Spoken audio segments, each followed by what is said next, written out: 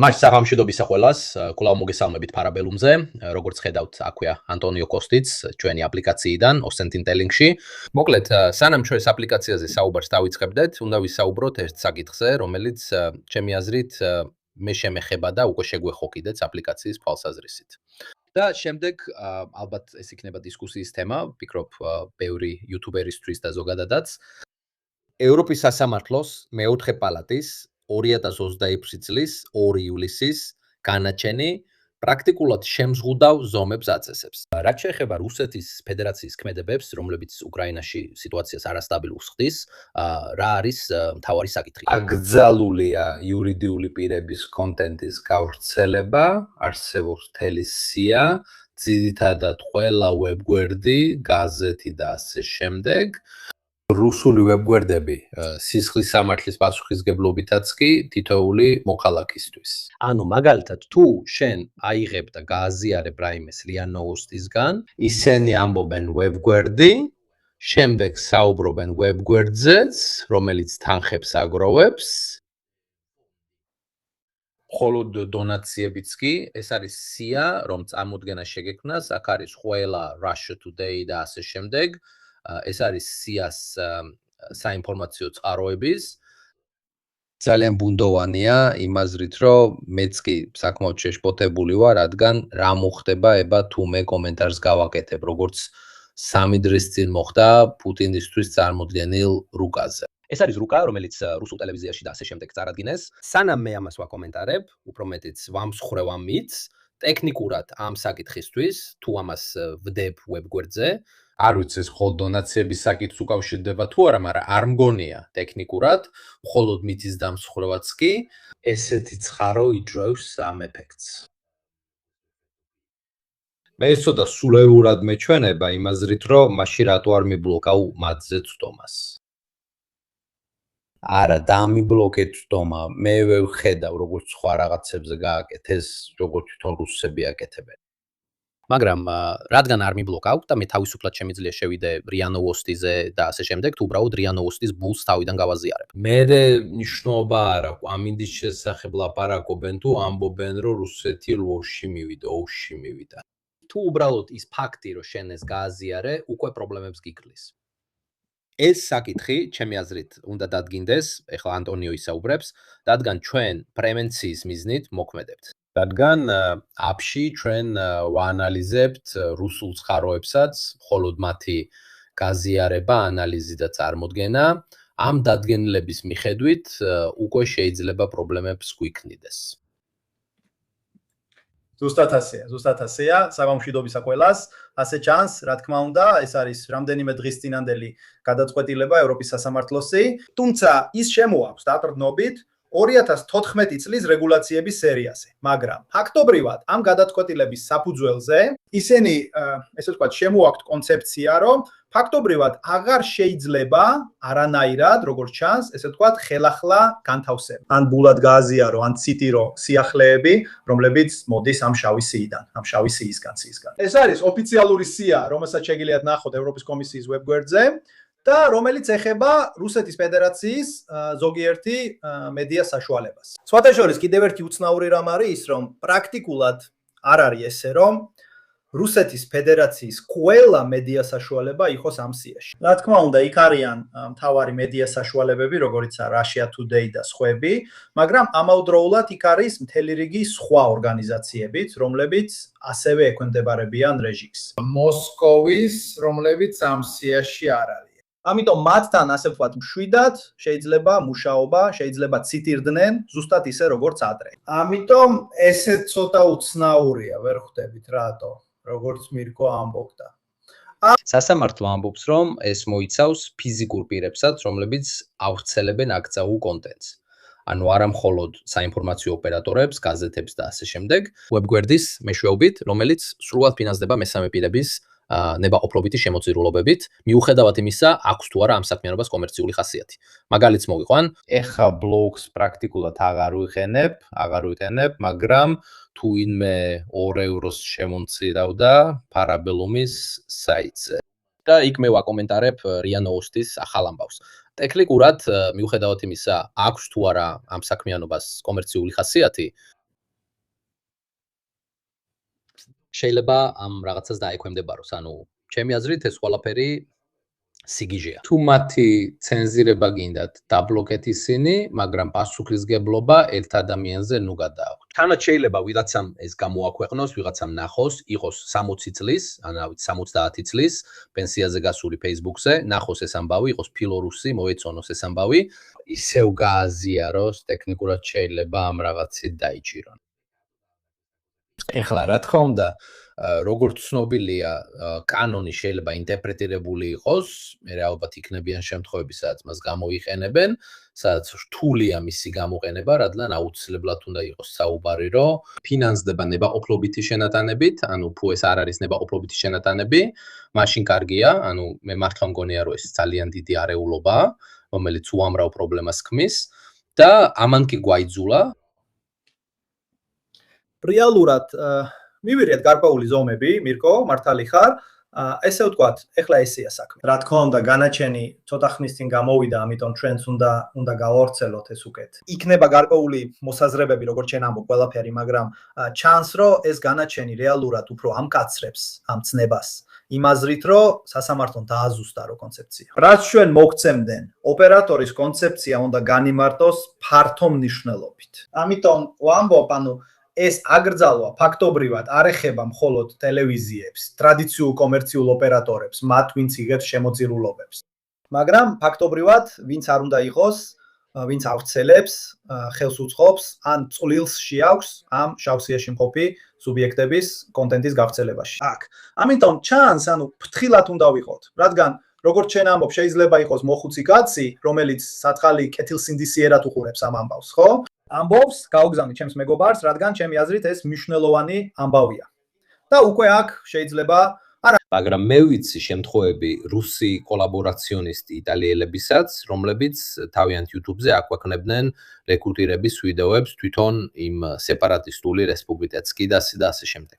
დონაციები იყოს თუ არა, არის და ზოგჯერ არც კი აქვეყნებენ ამბავს, არამედ მონაწილეობენ ამ ყველაფერში. ამიტომ ძალიან ბუნდოვანია თვითონ აქაც კი მოსამართლეა რა.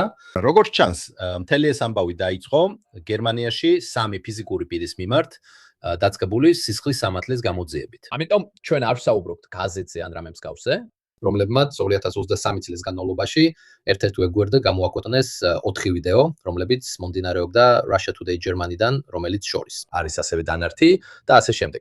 საიტზე ცდომა უფასო იყო, მაგრამ მომხმარებლებს თხოვდნენ, რომ საქმიანობა დაეფინანსებინათ შემოწირულობებით. Mediante offerte volontarie. საკითხი ისა, თუ მათ 400 ვიდეოდან მხოლოდ 4 დადეს და მაინც მოუწოდებდნენ საქმიანობის ხარდაჭერას. ხალხმა მათ ხარი დაუჭირა იმ 4 ვიდეოს გამო, თუ დანარჩენი 386-ის გამო. ანუ ზუსტად როგორ უკავშირებ იმას, რომ ხალხმა შემოწირულობები გააკეთა, იმიტომ რომ იქ იყო ის 4 ვიდეო Russia Today-სგან. ანუ ეს საკითხიც არ ვიცი უნდა გავესაუბრო ადვოკატ კატანიას, მაგრამ მგონია ცოტა რთულია ამის დადგენა. დადგინო მიზეზი, რატო გააკეთა ვინმემ შემოწირულობა, თუ უბრალოდ აკრძალულია მიიღო შემოწირულობები. თუ კი მხოლოდ ერთი მოხსენიებაც კი არის Russia Today სტატიაზე, მაშინ ამ შემთხვევაში მე ვერ მივიღებ შემოწირულობებს. გესმით, რომ ეს ჩემთვის დიდი პრობლემაა, რადგან ვიცით როგორ მუშაობს YouTube-ი, პასუხისგებლობას ჩვენ კონტენტ კრეატორებს დაგვაკისრებს. ისინი როცა ნახავენ, რომ მე ვაკომენტარებ Russia Today-ის სიახლეს, იტყვიან პასუხისგებლობა მისია და თვითონ აგებს პასუხს. თუ შემთხვევით ბმულს დაურთავ, ზუსტად, თუ შემდეგ წყაროსაც მიუთითებ, როგორც ყოველთვის ვაკეთებ ჩვენ, როგორც ყოველთვის აკეთებ შენ, ეს კიდევ უფრო უარესია. ამიტომ მორალე ახსენი, რა გავაკეთეთ აპლიკაციაში ამ ეტაპზე, სანამ ზუსტად არ გავიგებ დინამიკას.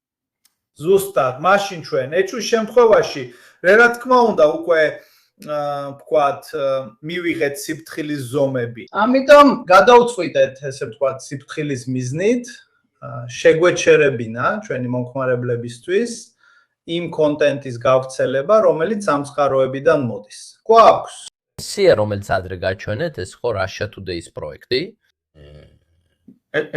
ზუსტად ასეა, ეს სია, ეს შავი სია უკვე ჩავრთეთ ჩვენ სისტემებში, ეს სერვერის მხარეს გავაკეთეთ, ამიტომ საბედნიეროდ უკვე მოახერხეთ მისი დანერგვა წარმოებაში API-ის განახლების გარეშე, თორე სული ქაოსი იქნებოდა.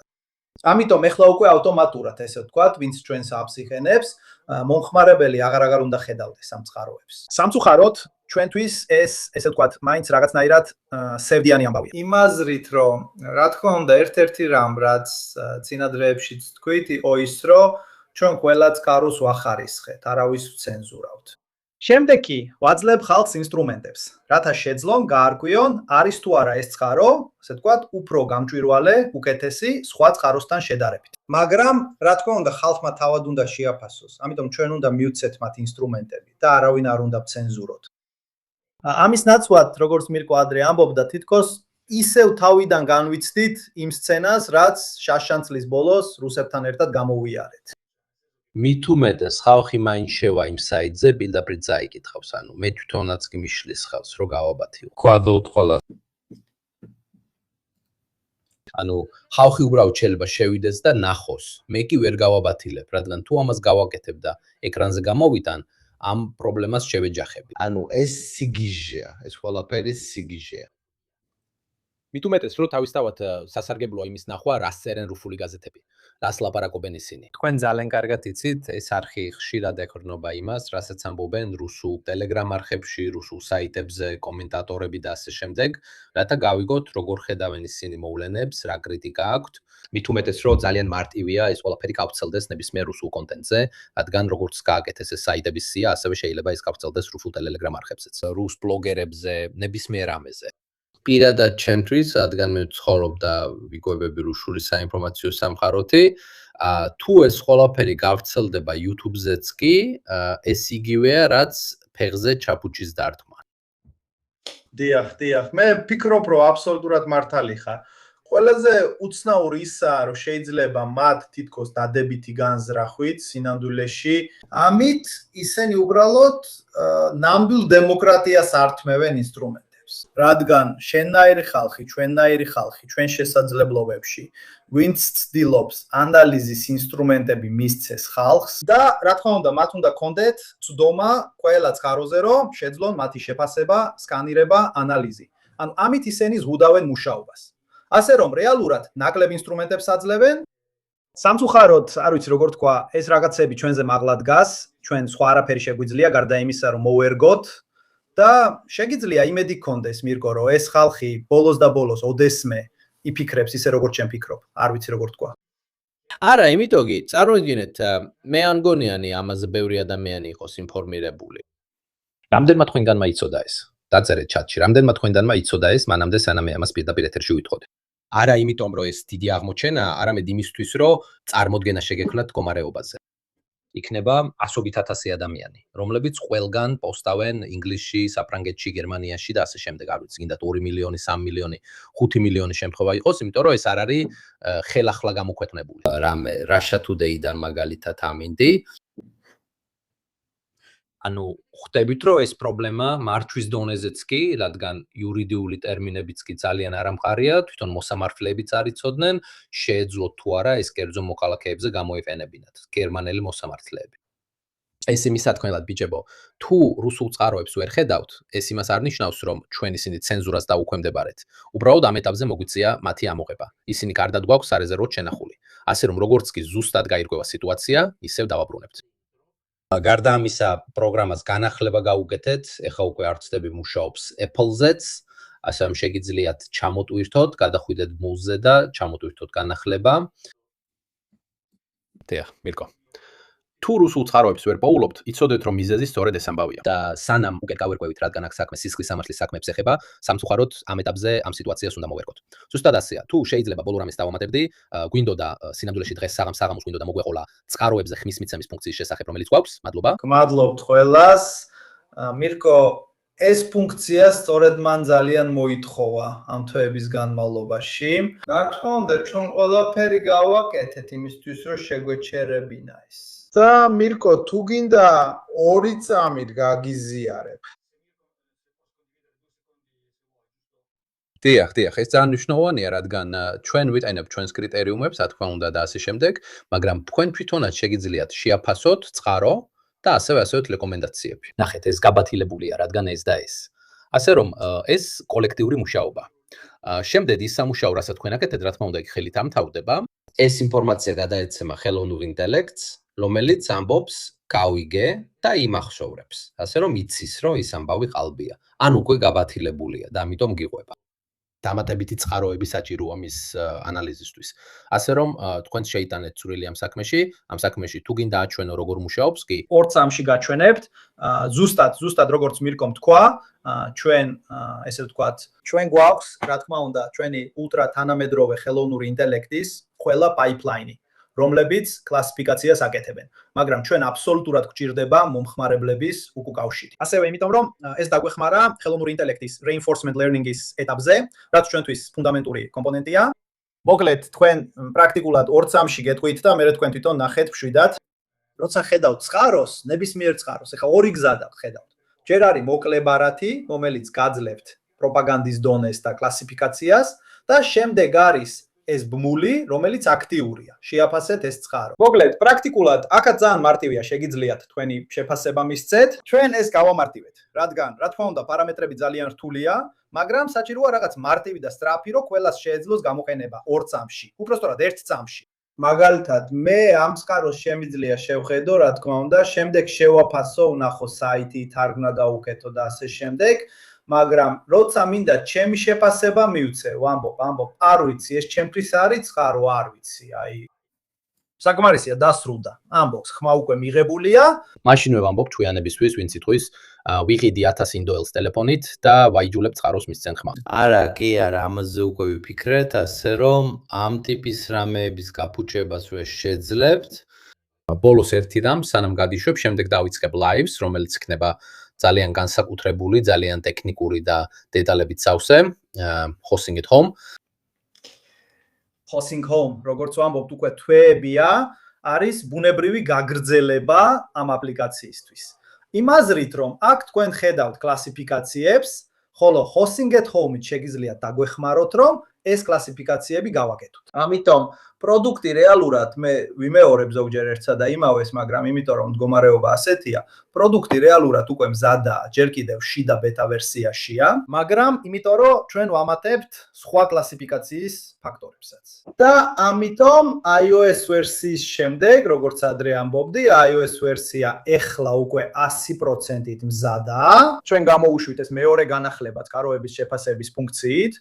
ვტოვებთ იქ ერთი კვირა 10 დღე, უბრალოდ იმისთვის რომ ნახოთ პრობლემები ხო არ არის. შემდეგ გამოუშვათ iOS იტალიაში და მერე 2 ან მაქსიმუმ 3 კვირაში გამოუშვათ hosting homes. Hosting at home არის პროდუქტი, რომელზეც სხვათა შორის მუშაობთ Microsoft Corporation-თან ერთადაც, რომელიც მოგცემს ცოტა ხილვადობას. ძალიან მოეწონათ, ეს არის შესანიშნავი იდეა, რომელიც კარგმა მირკომ მოიფიქრა იმ საბედისწერო ღამეს, როცა ეს იდეა გაგვიჩნდა. და ამიტომ გვინდა გამოუშვათ კარგად.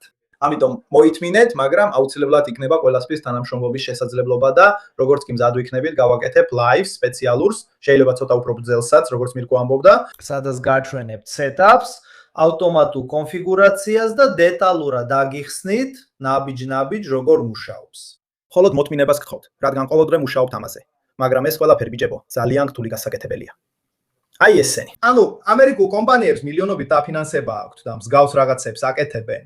და ჩვენ ხუთნი ვართ, გიждებით, დღე და ღამე მუშაობთ, ღმერთს მადლობა. არის მირკო, თავისი ანალიტიკური გუნდით, რომელიც ყველაფერს დებს ამაში, ისიც, მაგრამ რა თქმა უნდა, ცოტა დრო სჭირდება, მაგრამ მოკლედ ჩვენ გვჯერა. მადლობა. ამასაც მივახცევთ. მივახცევთ. მადლობა ანტონიო. რა უნდა თქვა ბიჭებო, მართლა საინტერესო დროს ვცხოვრობთ. მადლობ შენ მირკო, მადლობ ყველას, კაკ საღამოს გისურვებთ. სასიამოვნო გაძლებას გისურვებთ, დატანეთ თქვენი მანქანა. მაშ რადგანაც ამ საკითხებზეც კავშირზე ვრჩებით, არ ვიცი ეს კანონის გამკაცრება დაკავშირებულია თუ არა მაგალითად იმასთან, რაც იტალიაშიც ხდება, ხო? მგონია რომ თქვენგან ბევრმა წაიკითხა ის ამბავი ჩაშუშებზე, რომლებიც იტალიაში დააგავეს, სხვათა შორის არა იმის სათქმელად. მაგრამ ყველაზე ზუსტი სტატია, სადაც სახელებსა და გვარებსაც ასახელებენ, il fatto quotidiano-შია. გეტყვით თითქმის ყველა სხვა ამბობს კი დააგავეს, ესეთი ასაკის არიან და ესე შემდეგ, მაგრამ ყველაზე ზუსტი სტატია il fatto quotidiano-შია, რისთვისაც მადლობას ვუხდი. ფაქტობრივად რომში 2 დაგავება მოხდა, მათ შორის ერთი ყოფილი იტალიელი სპეცაგენტია. და ასევე ჩართულია 4 სამხედრო პირი. 4 სამხედრო პირი. შემდეგ კი, რა თქმა უნდა, ყველაფერი ეს 59 წლის ყოფილი საიდუმლო სამსახურების წევრი, ყოფილი კარაბინერების უნტერ-ოფიცერი. ისინი ფაქტობრივად გამოიჭირეს ჩვენი ინფორმაციის პირდაპირ გაყიდვაში. არ არის ცნობილი, იყო ეს IRR-ის სისტემები თუ ზოგადი ინფორმაცია. და რა თქმა უნდა, ისინი მოდიოდნენ და მიდიოდნენ. რაც შეეხება რუსეთის საელჩოს, ამიტომაც ამ ორ შორის მეორე რას აკეთებს. ისინი ასევე გამოჩნდნენ ლუკაში პრორუსულ აქციაზე, რის შემდეგაც ისინი ქვეყნიდან გააძევეს. რუსულ მხარეს, რომელიც ჩვენ სამხედროებთან საუბრობდა, დიპლომატიური იმუნიტეტი ჰქონდა, თქვათ, გადახრილებთან. და რა თქმა უნდა, რუსეთის საელჩომ თავისი განცხადებები დააკეთა, პროვოკაციები და მსგავსი რაღაცები. ასე რომ, არ ვიცი, ზოგადად ატმოსფერო იძავება თუ არა, ამიტომაც გამოიტანეს ეს კანონი, რომელიც GIS-მა, ვინც Russia Today-ს მასალებს აზიარებს, მაგრამ პირდაპირ Russia Today-ს ადბლოკავენ. თუ ეს ასევე დაკავშირებულია იმ ფაქტთან, რომ უეცად იჯერენ ჯაშუშებს, იჯერენ სამხედროებს, რომლებსაც რუსებთან აქვს კავშირი და ასე შემდეგ, მგონია, რომ ეს ამბები საკმაოდ დაკავშირებულია, რადგან კანონის მიღების დრო გარკვეულწილად ამას ასახავს. იმ ატმოსფეროს, რაც ახლა ესე ვთქვათ. ანუ არის ცუდი განწყობა, რომელიც მძაფრდება. დღეს საღამოს ბევრ ამას გავარკვევთ იმასთან დაკავშირებით, რაც ხდება კირიმში და ასე შემდეგ. ამიტომაც ვისარგებლე ამით, რადგან ბევრი ჭორია შესაძლო ამფიბიურ ოპერაციებზე უკრაინელების მხრიდან, ეხლა როცა ისინი რეალურად ზიანს აყენებენ ტირებს. ამავდროულად ვისარგებლებ შემთხვევით და გრინჩზეც ვისაუბრებ, რადგან დაგპირდით, რომ გრინჩში მომხდარის შესახებაც მოგახსენებდით. ვისაც არ ახსოვს, გრინჩი ის პერიოდი იყო, როცა უკრაინელები ამ პატარა სოფელში დესანტით გადმოდიოდნენ. დნეპრის მიღმა ძალიან ახლოს ხერსონთან, რასაც ბევრი ტრაბახა ნორმანდიის დესანტად მოიხსენიებდა. ახალი ფრონტის გახსნა. ფრონტი, რომელიც სიანდულეში იქ ყოფი ჯარების სასაკლაოდ გადაიქცა. და არა იმიტომ, რომ ამას მე ვამბობ, არამედ იმიტომ, რომ ამას უკრაინული ჩვენებები ადასტურებს იმ დესანტის მართვაზე. აი, ეს არის ეპიზოდი, რომელიც როგორც ჩანს, როცა ჩავარდა, ყველამ თავი ისე მოაჩვენა, თითქოს აღარ ახსოვდათ, რას ამბობდნენ გრინჩიზე. მე სული, ესე ვთქვათ, შვიდათ მაქვს, რადგან კატეგორიულად წინააღმდეგი ვიყავი. ეს ბევრჯერ გავიმეორე ლაივში, რადგან აშკარა იყო, რომ ეს მუდმივი სიარული წამოსვლა, რაც არ იძლეოდა პლაცდარმის შექმნის საშუალებას, უკვე აზრს გარდაუდა. რამდენიმე კვირის შემდეგ, როცა ვერ ახერხებდნენ სტაბილიზაციას და ბოლოს მივიდნენ იქამდე, რომ არა მხოლოდ სტაბილიზაცია შეძლეს, არამედ წინაც წაიწიეს. ეს უბრალოდ ამ სოფელში მიმდინარე ბრძოლების ქრონიკად იყო ქცეული. ეს, რა თქმა უნდა, საჭიროა იმის გასაანალიზებლად, თუ იმ ტრავმულმა გამოცდილებამ რამე მისცა ახალ ჯარისკაცებს, ახალ საზღვაო ქვეითებს და ასე შემდეგ, რომ რამე უკეთესი შეემუშავებინათ. არა, ვიღაცა დაივიწყე, არანაირი სპეციალური დანაყოფი არ ყოფილა. არ მოვიგონოთ ისტორიები, რადგან უმეტესობა იმ საზღვაო ქვეითებიდან, ვინც მონაწილეობდა, სურვაც კი არ იცოდა და ამას თვითონვე ამბობენ. ეს იყო ხალხი, რომელიც ახალ საზღვაო ქვეითა დანაყოფებში აიყვანეს, ასე რომ ისინი სპეციალური ჯარები არ იყვნენ. შემდეგ გრინჩის ამბის დასრულების შემდეგ მცირე სპეცდანაყოფები 2024-25 წლებში გარკვეულ მოქმედებებს ასრულებდნენ, მაგრამ იმ დროს ეს იყო ახლად აყვანილი ხალხი, ახალ საზღვაო დანაყოფებში ძალიან მცირე გამოცდილებით და ბევრი მათგანი სურვაც კი არ იცოდა. ეს მე არ ვამბობ, ამას ამბობენ ათეულობით ინტერვიუში თავადი უკრაინელი სამხედროები, რომლებიც ამაში მონაწილეობდნენ. შემდეგ ეს სკანდალსაც გამოიწვევს, რადგან ამ ჯარების მეთაური, გენერალი, შემდეგ აზოვის მეთაურებმა დაადანაშაულეს. სინამდვილეში სწორედ ამ სიტუაციის მართვის გამო მოხსნეს. ამიტომ საინტერესოა სწორედ ამის ნახვა. თუ იმ გაკვეთილმა მაინც რამეს გამოადგა. დღეს ვიღაცა მეკითხებოდა მართალია თუ არა, რომ კიევში საბრძოლო მასალის საწყობი დაარტყეს. დიახ, ეს მართალია. მე ჩემს რამდენიმე მეგობარსაც ვკითხე უთოში, რომლებიც კიევში არიან და მათაც დამიდასტურეს ეს. მაგრამ მართლა მაქვს სურათებიც.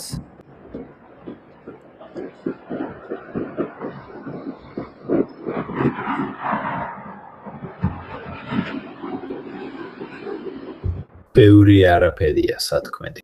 მეორადი აფეთქებების რაოდენობა იმდენად დიდია, რომ შეუძლებელია უარყო. ეს იყო საბრძოლო მასალის საწყობი.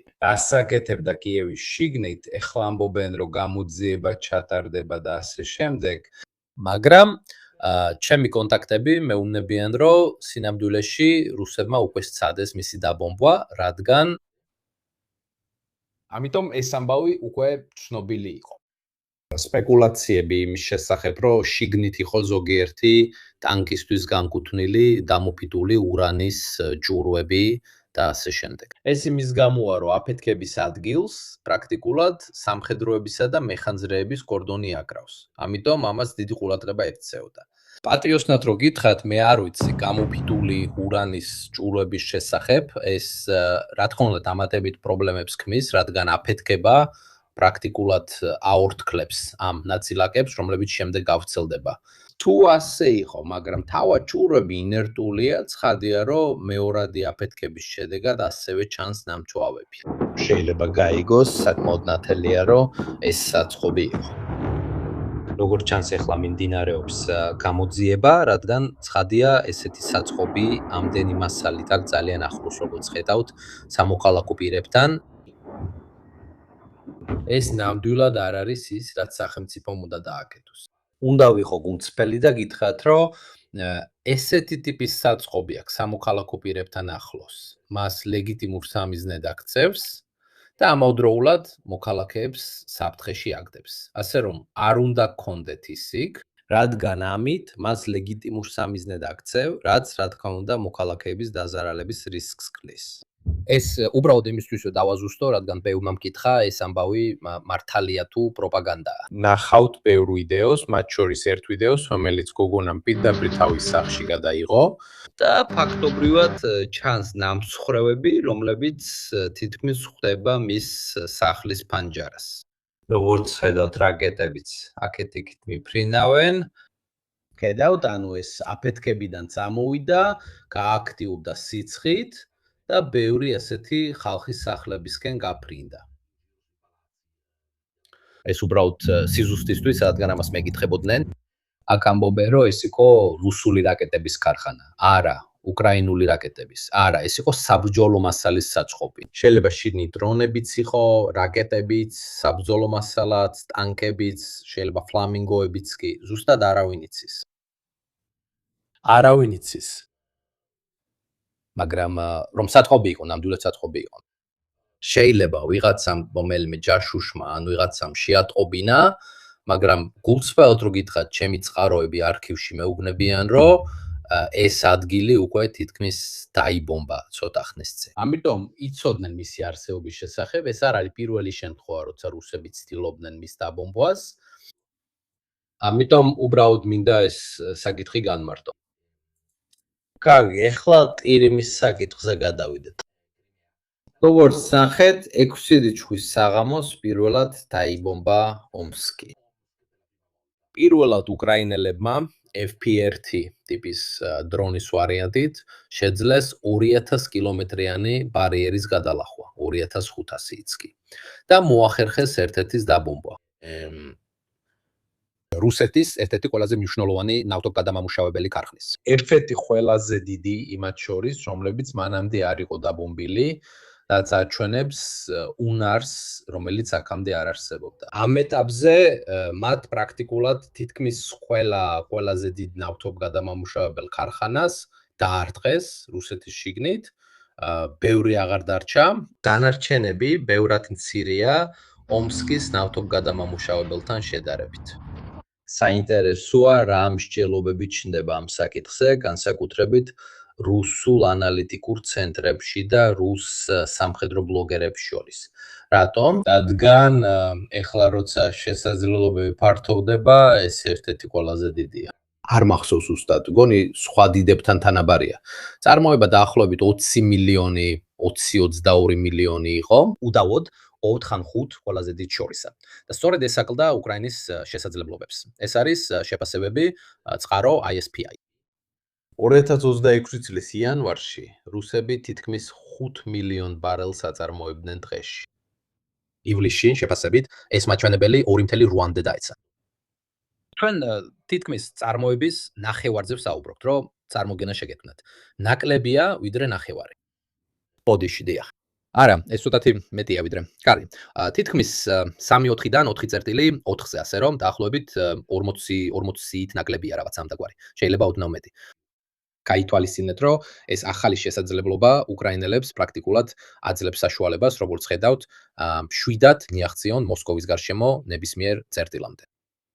შემდეგ დაარტყეს ომს, რა თქმა უნდა არსებობს განსხვავება იმაში, თუ როგორ დააზიანეს ეს ნავთობგადამუშავებელი ქარხნები. ზოგიერთი მათგანი სრულად გამოუყენებელია, ზოგიერთ სერიოზული დაზიანებები აქვს, ზოგიერთ შემცირებული წარმოება აქვს. გაითვალისწინეთ, რომ ისინი, ვისაც წარმოება გაეზარდა და აქ წერტილების ზომა ასევე აჩვენებს, რამდენად დიდია ნავთობგადამამუშავებელი. ისინი, ვისაც წარმოება გაეზარდა, მაინც ძალიან პატარა. ასე რომ იმის გამო, რომ ამან წარმოება გაზარდა, ეს იმას არ ნიშნავს, რომ ამან ეს დააკომპენსა. ეს მხოლოდ მცირე ნაწილს აწარმოებს ამასთან შედარებით. წერტილების ზომა გაჩვენებს განსხვავებას 50 მილიონსა და 50,000 ბარელს შორის დღეში, რომელსაც ეს აწარმოებს. შედარებით იმ 350,000-დან, რომელსაც ის დიდი აწარმოებს. ეს იმისთვის, რომ გაიგოთ, ეს სიტუაცია სულ უფრო და უფრო დიდი ხდება. ეს იყო გრაფიკა 26.06.2026 წლისთვის, სადაც ომსკიც კი ჯერ კიდევ არ იყო დაზარალებული. ეს იყო უკრაინის შესაძლებლობების ფარგლებს გარეთ. ეს არის რიბარისგან, რუსული think tank. როგორც ხედავთ, უკრაინის სტრატეგია, რომელსაც ეხლა დეტალურად განვიხილავთ, რაც შეეხება პირდემის შესაძლებლობებს და ასე შემდეგ, ნაბიჯ-ნაბიჯ, როგორც იზრდება უკრაინელების რადიუსი და შესაძლებლობები, იზრდება იმ სამიზნეების რაოდენობა, რომელთა დაზიანებაც შეუძლიათ. ეს ნიშნავს, რომ რუსეთის შესაძლებლობა ყველაფერი დაფაროს სულ უფრო მცირდება, რადგან მათ აუცილებლად უნდა აირჩიონ. ან დაეხმარონ ხალხს ყირიმში, ან დაიცვან საკონტაქტო ხაზი, ან დაიცვან მოსკოვი. ან დაიცვან ეს ხოლა ეს ცენტრალური ნავთობგადამამუშავებელი ქარხანა. რო გაგიჩნდეთ წარმოდგენა, ისინი უკვე თითქმის ნოვოსიბირსკამდე მივიდნენ შესაძლებლობებით. ეკატერინბურგს იქით, აქ იყო ომსკი. როგორც ხედავთ, სიტუაციას აქვს მნიშვნელობა განსაკუთრებით დანარჩენთან კავშირში. წავიდეთ იმ ცნობილი კორიდორის საკითხზე, სადაც ხდება დარტყმები, ანუ მარიუპოლის, მელიტოპოლისა და ყირიმის ავტომაგისტრალზე. გაითვალისწინეთ, რომ ეს არის ვიდეოებით დადასტურებული, განადგურებული ტექნიკის რაოდენობა. რიცხვი იზრდება. ძალიან. ეს არის რუკა, სადაც ნაჩვენებია ყველა გეოლოკაცია, ყველაფრის რაც დაზიანდა და შეგიძლიათ ნახოთ, სად კონცენტრირდებიან უკრაინელები.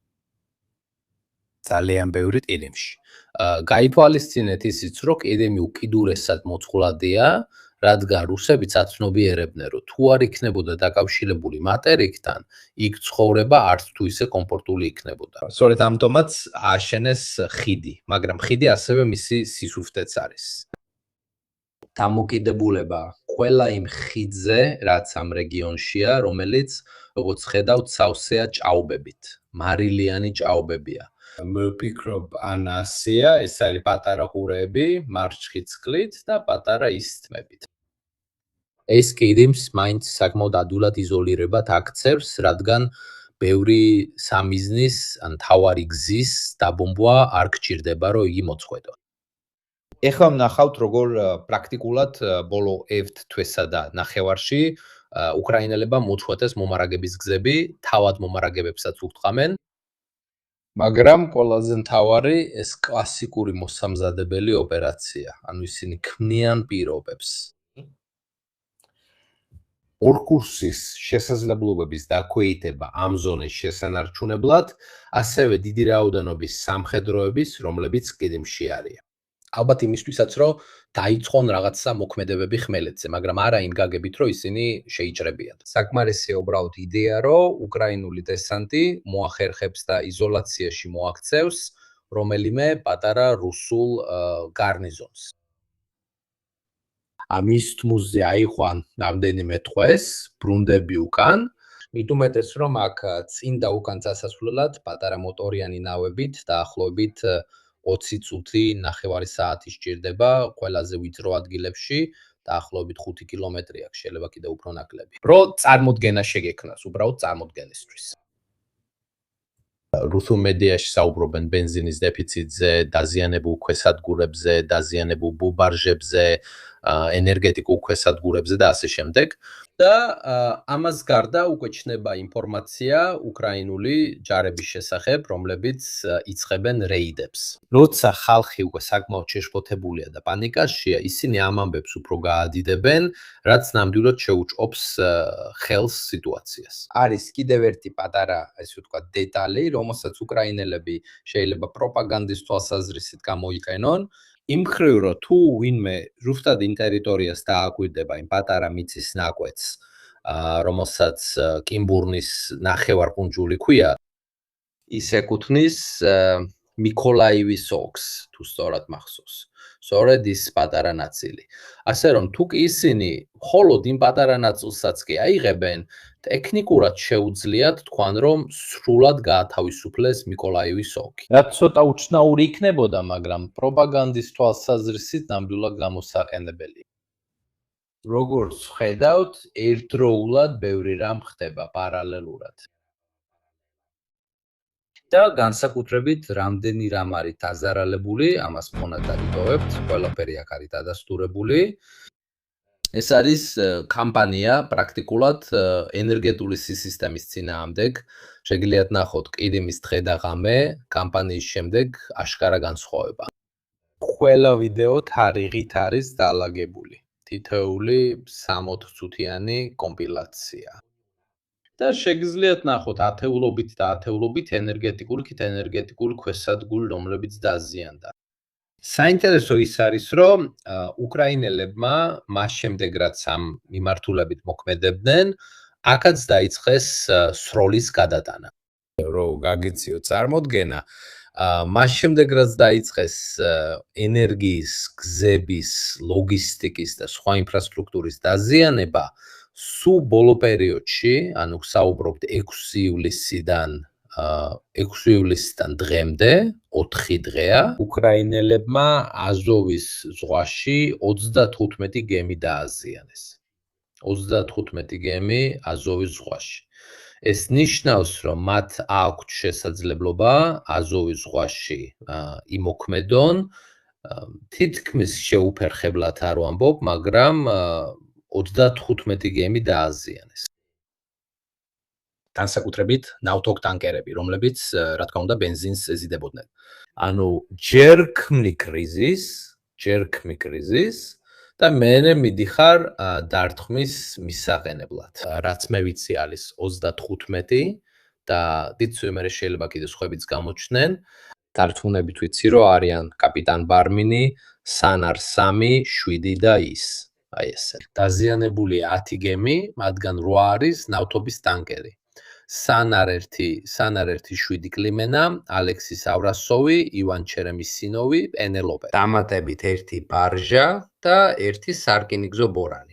შემდეგ 8 ივლისის ღამეს დაზიანდა კიდევ 9 გემი, მათ შორის 5 ნავთობის ტანკერი, ყველა სახელი ჩამოთვლილია და ასე შემდეგ. მაგრამ ყველაზე მთავარი ისაა, რომ თუ ხალხი არ დაიჯერებს, ეს უბრალოდ სისულელია. ეს პლეილისტი გრძელდება, ვისაც უნდა შეუძლია თავისით უყუროს. შემდეგ. საინტერესო ისაა, რომ ყველა ეს განცხადება, რა თქმა უნდა, არ ნიშნავს ჩაძირვას, არამედ დაზიანებას, რაც განსხვავებულია, რადგან დრონებს მაინც აქვთ გარკვეული გამანადგურებელი შესაძლებლობა. მათ ასევე გამოიყენეს პატარა ნავები, რა თქმა უნდა, ეს ამის მაგალითია, ეს არის იმ პატარა ნავების მაგალითი, რომლებმაც რამდენიმე დღის წინ დაარტყეს. ამიტომ საქმეები ძალიან საინტერესო ხდება უკრაინელების თვალსაზრისით და იმ სტრატეგიის მიხედვით, რომელსაც ისინი იხენებენ ყირიმის იზოლაციისთვის. რადგან როცა იცი რა საპასუხო ზომებს მიიღებენ რუსები ბენზინის დეფიციტის გადასაჭრელად სახმელეთო გზით, შეიძლება ზედმეტად გარისკო და მაინც დიდ რაოდენობას ვერ გადაიტან. ეხლა ისინი უთხრამენ ყველაფერს, რაც აზოვის ზღვაშია და თავადაც არ მეგონა, რომ 4-5 დღის განმავლობაში ამდენი გემის დაზიანებას შეძლებდნენ. ეს ნიშნავს, რომ ამ რეგიონში, ანუ კერჩში, ხერსონში, ყირიმში, მელიტოპოლში, ბერდიანსკში რუსებისთვის თავდაცვითი თვალსაზრისით მდგომარეობა გაუარესებული. იმიტომ რომ თუ მათ შეუძლიათ საშუალო მანძილზე ამდენი დრონის გამოყენება და 35-40, ზოგი ამბობს 48 გემის დაზიანება, ამ ვიდეოში ნამდვილად შეგიძლიათ თითოეული მათგანი ნახოთ. მოცულობები იზრდება, საკმაოდ იზრდება, ასევე იზრდება მეთოდებიც და რუსული რესურსების ტიპებიც, რომლებიც ზიანდება ყველაფერი ერთდროულად.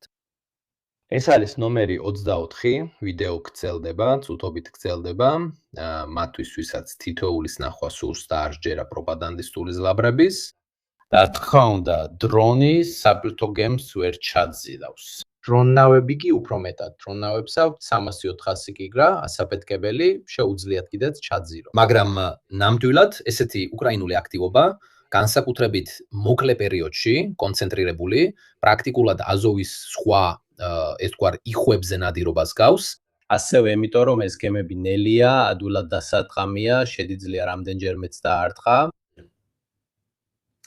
და ეს ქმნის დიდ პრობლემას, ასე რომ რაც პუტინის სამკაული იყო. რადგანაც პროპაგანდის თვალსაზრისით 2014 წელს ყირიმი მისი ყველაზე დიდი გამარჯვება იყო, რომელიც სისხლის გარეშე მიიღო. იქ უნდა ითქვას ძალიან სწრაფად და კოორდინირებულად იმოქმედეს. ეხლა კი ეს ხდება აქილევსის ქუსლად, რადგან ყირიმის შესანარჩუნებლად საჭიროა დიდი ლოგისტიკური ძალისხმევა. ძალიან ძიმეა რუსებისთვის და ეს უხეხული სიტუაცია. ნამდვილად, ეს არის რაღაც, რაზეც რუსები ხმამაღლა ითხოვენ რეაგირებას. რუსეთშიც კი ისმის ხმები, რომლებიც ეხება იმ მდგომარეობას, რომელშიც ყირიმის მოსახლეობა აღმოჩნდა. ისინი სულ უფრო და უფრო ძლიერდება. ამიტომ, ჩემი აზრით, უკრაინელები იყენებენ, ესე ვთქვათ, სწორ სტრატეგიას, თანაც წინასწარ გათვალისწინებული აქვთ რუსების საპასუხო ნაბიჯებიც. არის კიდე უამრავი სხვა პლეილისტი, შეგიძლიათ ნახოთ ისინი, სპეციალურად ვატრიალებ, რომ ეკრანზე გადაიარო. ასე რომ თითოეულ შეუძლია გადაამოწმოს, ხო არ არის დაზიანებული გემების რაოდენობის შესახებ განცხადებები გაყალბებული. აქ არის ყველა ვიდეო, შეგიძლიათ თითოეული ნახოთ, ასევე წყაროებშიც იპოვით მათ. მოდი, ერთი ნაბიჯით უკან დავიხიოთ და ვნახოთ რა მოხდა გრინკიში. იმედი მაქვს, რომ ის გაკვეთილი ჩემი აზრით ცოტა ბოროტადაც კი განზრახ დავიწყებულია, რადგან ბევრი ჯარისკაცი დაიღუპა და დიდად არაფერს გამოადგა, დიდად. მან გააგებინა ყველა შეცდომა და იქნებ ეს შეცდომები აღარ დაანმეორდეს. მე ვფიქრობ, რომ იმ დროს უკრაინელები საერთოდ არ იყვნენ მზად, არც საკმარისად გაწვრთნილები იყვნენ და არც რაიმე გამოცდილება ჰქონდათ ამ სფეროში. მოვიანებით იპოვი მათ აღწერაში, ჯაკომო, როგორც კომენტარში, ასევე ვიდეოს აღწერაში, ასე რომ შეგიძლია თითოეული მათგანი ნახო. მცირე რაოდენობის უკრაინულმა გაზეთებმა გააშუქეს იქ მომხდარი ამბები. და გამოცდილება, მოუყოლელი ისტორია საზღვაო ქვეითების დესანტის შესახებ დნეპრის მარცხენა ნაპირზე. უმეტესად რაც ითქვა, პრაქტიკულად ან მეთაურების ჩვენებებია, ან იმ ჯარისკაცების, რომლებიც საზღვაო ქვეითთა შესაბამის ბრიგადებში მსახურობდნენ. ეს იყო ერთ-ერთი ოპერაცია, რომელიც ჩემი აზრით საკმაოდ გაახმაურეს, მაგრამ შემდეგ უყალოდ დაქრა. და აღარავინ აღარ ისურვა ამ საკითხით დაკავება. და რატო აღარავინ აღარ ისურვა ამ საკითხით დაკავება? იმიტომ რომ გულწრფელად რო ვთქვათ, დანაკარგების რაოდენობა ძალიან მაღალი იყო. და პრაქტიკულად ვერაფერი მიიღეს. ამ ოპერაციაში მონაწილე ძირითადი ძალები იყვნენ 35 და 36 საზღვაო ქვეითთა ბრიგადები.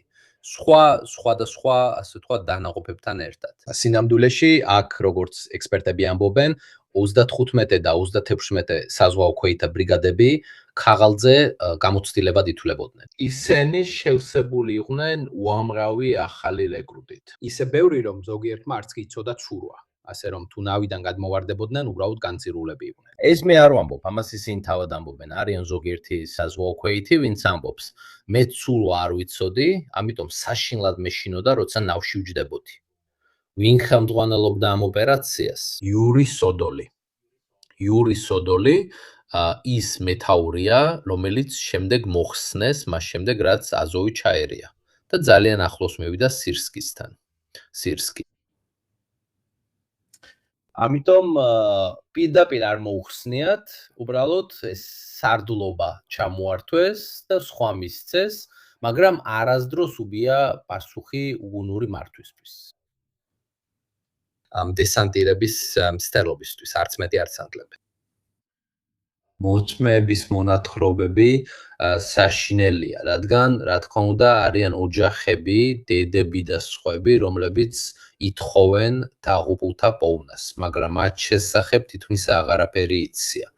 ამათგან ბევრი გაძრუხნილი იყო გაერთიანებულ სამეფოში და ძლიერად სჯეროდათ ოპერაციის წარმატების, როგორც პოტენციური გარდამტეხი მომენტის. თქვენ ცივი ხართ ყოზიმო, რადგან ისინი პარალელს ხედავდნენ ნორმანდიაში დესანტთან და ასე შემდეგ. თუ ჩვენ შევძლებდით უფრო დიდი საფრდენი პუნქტების დაკავებას მითითებულ ადგილებში და მათ გაერთიანებას ერთ ხაზად, ეს ტრის მნიშვნელოვან ძალებს რობოტინეს ფრონტიდან მოშორებდა. ეს ხდებოდა იმავე დროს, როცა უკრაინის შეტევა მიმდინარეობდა 2023 წელს. და ეს იყო მცდელობა, რომ გახსნილიყო პატარა მეორეხარისხოვანი ფრონტი, რაც უდავოდ გადაჰყავდა ძალებს. ასე ამბობენ სხვადასხვა საზღვაო ქვეითები. რუსული პირადი შემადგენლობის გადაადგილება კვირებს, შესაძლოა თვეებსაც კი მოითხოვდა, რაც სერიოზულად დააზიანებდა ლოგისტიკას და დაასუსტებდა ოპერაციებს, რაც საშუალებას მისცემდა არმიანსკისკენ წასვლას. არმიანსკი და იქნებ ლაგაულინი, არა, ლაგაულინი 8, 12 და 16 იყო ქვემოთ. საინტერესო ამის ნახვა, რადგან თუ გახსოვთ იმ დროს ჩვენ შევნიშნეთ, რომ ძალიან ბევრი სადესანტო აღჭურვილობა იყო მიცემული, ბარჟები, ნავები, ბრტყელძილიანი ბარჟები თუნდაც, ხიდები, ფოლადის ფირფიტები, რომლებიც აგდებენ, რათა მძიმე ტექნიკას მისცენ საშუალება გადმოვიდეს რბილოვიდეს რბილ ნიადაგზე და ასე შემდეგ, რომელიც შემდეგ აღარასოდეს გამოუყენებიათ. მაგრამ უკრაინელებს ჯერ კიდევ აქვთ ეს. გერმანელებმა მათ საკმარისი მასალა მისცეს, რომ ერთი ბრიგადა გადაეყვანათ. მადლობა. მორალი ისინი აგრძელებდნენ ესეთ მცდელობებს.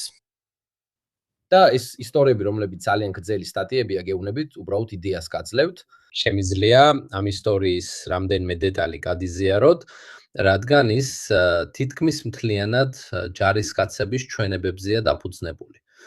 სადაც ზოგიერთი მათგანი მეორე ნაპირზე 10 დღეც კი იყო გაჯედი.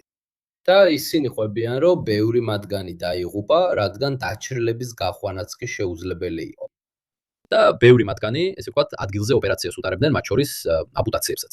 ისინი იღუპებოდნენ ქალაქში, ქალაქში.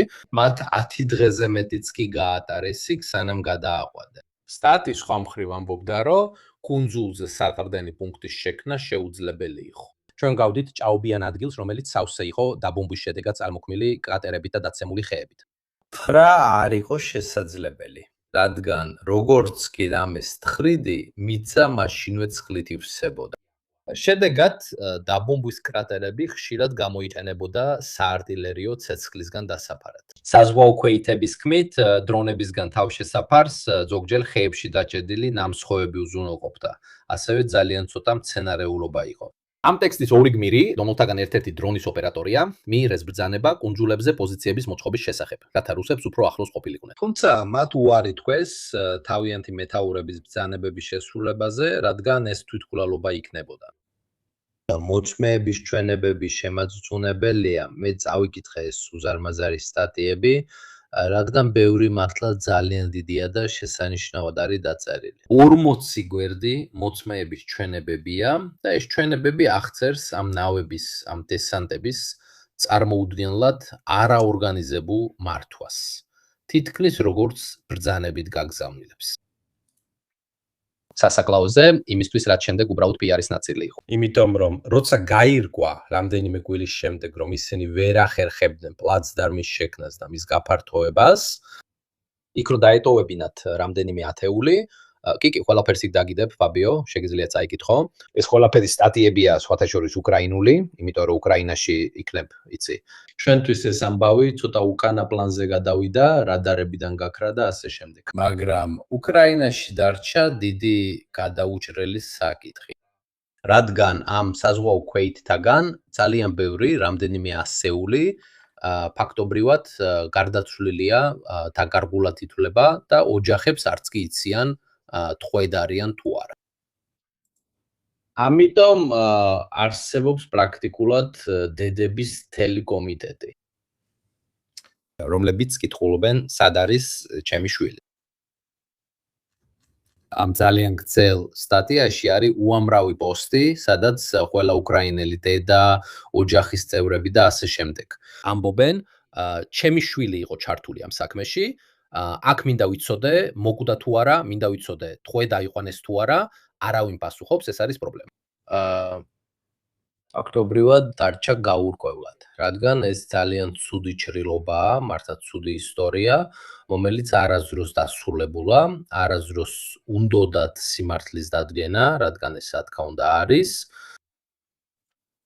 ეს ძალიან მტკივნეული საკითხია ამ გადასხმების მართვასთან დაკავშირებით.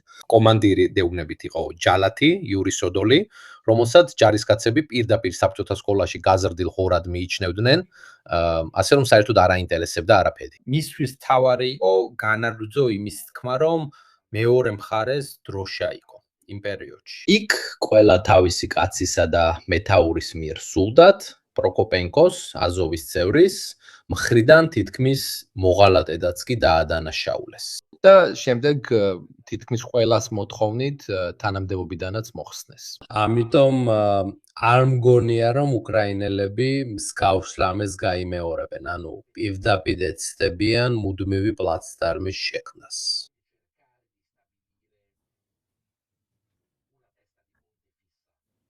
თუ არ ჩავქრით იმას, რომ სიტუაცია უკრაინაში ხერსონის ნახევარკუნძულზე, კიმბუნში და პირიმში ასე არ არის დამძიმებული, რომ შეგიძლია რეალურად გადმოსვლა და დაწყება.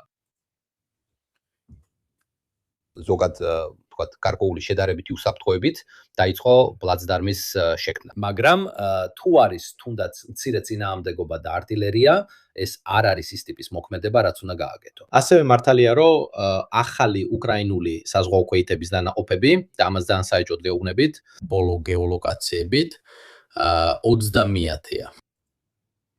30 უკრაინელი საზღვაო ქვეითების корпуსი და მელიტოპოლში. და მელიტოპოლში გესმის რას ვამბობ, მას ქვია მიკოლაივი, მიხაილივკა, რომელიც ხერსონთან ახლოსაა. ზოგადად ამ რეგიონში არიან მე-40 ბრიგადა, საზღვაო ქვეითები, 39, 38, 34 და სხვა დანაყოფები. ისევ რუსები იწყებენ ლაპარაკს. ასე რომ მარტო მე არ ვლაპარაკობ ამაზე, არამედ თავად რუსებიც იწყებენ საუბარს რეალურ შესაძლებლობაზე, რომ უკრაინელები დაიწყებენ მოქმედებებს იმ მხარეში. რამდენიმე კვირის წინ ჭორაობდნენ, რომ რუსებს ნაწილობრივ დაეტოვებინათ პოზიციები კიმბოლის ქვიშაზე.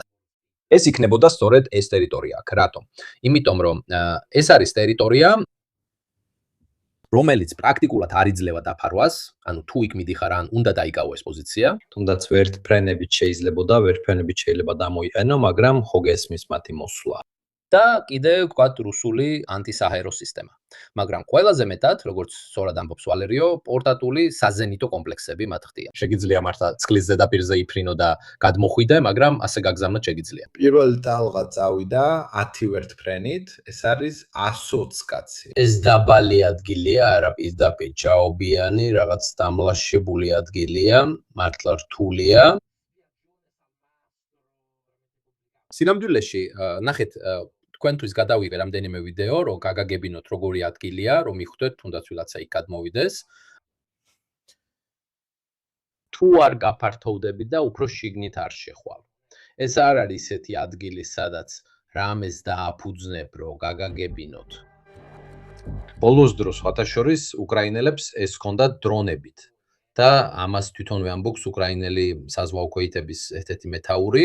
იგი ხვება იმ ფაქტს, რომ იქ დააყენებული დროშა დისტანციურად დააყენეს რაღაცა მსგავსი PR-ისთვის. მაგრამ თუ ნახავთ როგორი ეს ტერიტორია, მიხვდებით, რომ დიდად დასამალიც არაფერია. არ ვიცი, ოდესმე ყოფილ ხარ თუ არა ტოსკანის რივიერაზე, მარინა დი ბიბონაში, ან სადმე, მსგავს ადგილას, კალამბრონე, პიზასა და ლივორნოს შორის, ასე თუ ისე, დიდი ქვიშიანია, ბევრი დამლაშებული ზონით და ცოტა ხეებით. ამიტომ ვინც იქ მიდის, იქნება ეს დამცველი თუ ის ვინც უნდა გადავიდეს, თუ დესანტი უნდა გააკეთოს, არ სარგებლობს არანაირი განსაკუთრებული საფარით. შეხედეთ ამ ზონას, შეიძლება ესეც მასკიროვკა იყოს, ბრაუმორკენერ, ამ ერთეულები გადაიყვანეს ამ ზონაში, რაც გარკვეულ განგაშს იწვევს. როგორ გააკეთეს ანდრე ჰანო დროშა დრონმა ჩამოაგდო, დრონმა მეიტანა. ამას რუსებიც აკეთებენ. ეს ტექნიკა უკვე გარკვეულ დროა გამოიყენება. მაგრამ როგორც ხედავთ, აქ დესანტის გადასმა ძალიან ადვილია, ბრტყელია, სანაპირო ძალიან პატარაა და ასე შემდეგ. პრობლემა ისაა, რომ აქ საფარი არ არის, პრაქტიკულად არაფერი არ არის. ამიტომ ეს იმის სათქმელად, რომ თუ ნახავთ უკრაინულ ოპერაციებს, რომლებიც ამ მიზნისთვის იქნება მიმართული, შესაძლოა ისინი მიმართული იყოს პატარა ადგილობრივი გარნიზონის დასათქმელად, მათი მოკლისთვის, ტყვედაყვანისთვის და ასე შემდეგ. სწორედ ასე რომ გავაძლიეროთ ეს აზრი. დიახ. კარგი, მაგალითად გაიხსენე ვენეციის ლაგუნის ტერიტორია. სწორედ ასე რომ კიდევ უფრო გაამძაფრონ პანიკის მდგომარეობა, რომელიც კიდემში იქნება. მაგრამ ეს არ იქნება დესანტი ტერიტორიის შესანარჩუნებლად, თუ მხოლოდ იმ შემთხვევაში, თუ წინააღმდეგობა ადგილზე სრულიად გაქრება. თუ დრონების დომინირება ჰაერში, მაშინ არის შესაძლებლობა, რომ მეტი რამა იყო. საჭიროა მინიმუმ ერთი სოფელი, რომ შეიქმნას პლაცდარმი. არის ასევე საფრთხე, რომ რაც უფრო მეტ ადამიანს გადაიღონ მეორე მხარეს, მით უფრო რთული იქნება მათი უკან დაბრუნება, რადგან ერთ ჯერზე ყველას ვერ დააბრუნებ. არა, ისინი არ იყენებენ წონას. ანუ შეგიძლია პირდაპირ დაამაგრო დროშა და შემდეგ გაათავისუფლო, მაგრამ შეგიძლია პირდაპირაც წაიღო. მთელი შტანგა, ალბათ კიდევ წონითაც, საწინააღმდეგო წონით, რომ შეძლონ მისი სწორად დაყენება. დრონებს შეუძლია თავისუფლად გადაადგილება. ბევრი სამოქალაქო არ არის, რადგან ვიღაცა კითხულობდა სამოქალაქოებზე, ეს ტერიტორია შედარებით ცარიელია, ბევრი არაფერია. რუსებიც ნახეთ როგორ მოქმედებდნენ.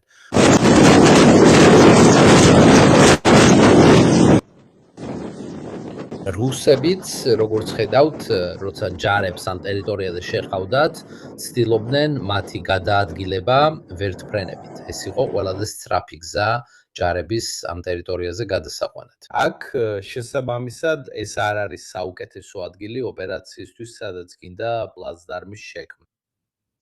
ამით იმის თქვა მინდა, რომ ალბათ რაღაცას გავიგონებთ, მაგრამ ეს უფრო არეულობის შესაქმნელად არის განკუთვნილი. ალბათ ეს ნამდვილი დესანტის ოპერაცია არ იქნება, ხედა უქვემოთ რაღაც ბაზას გავს.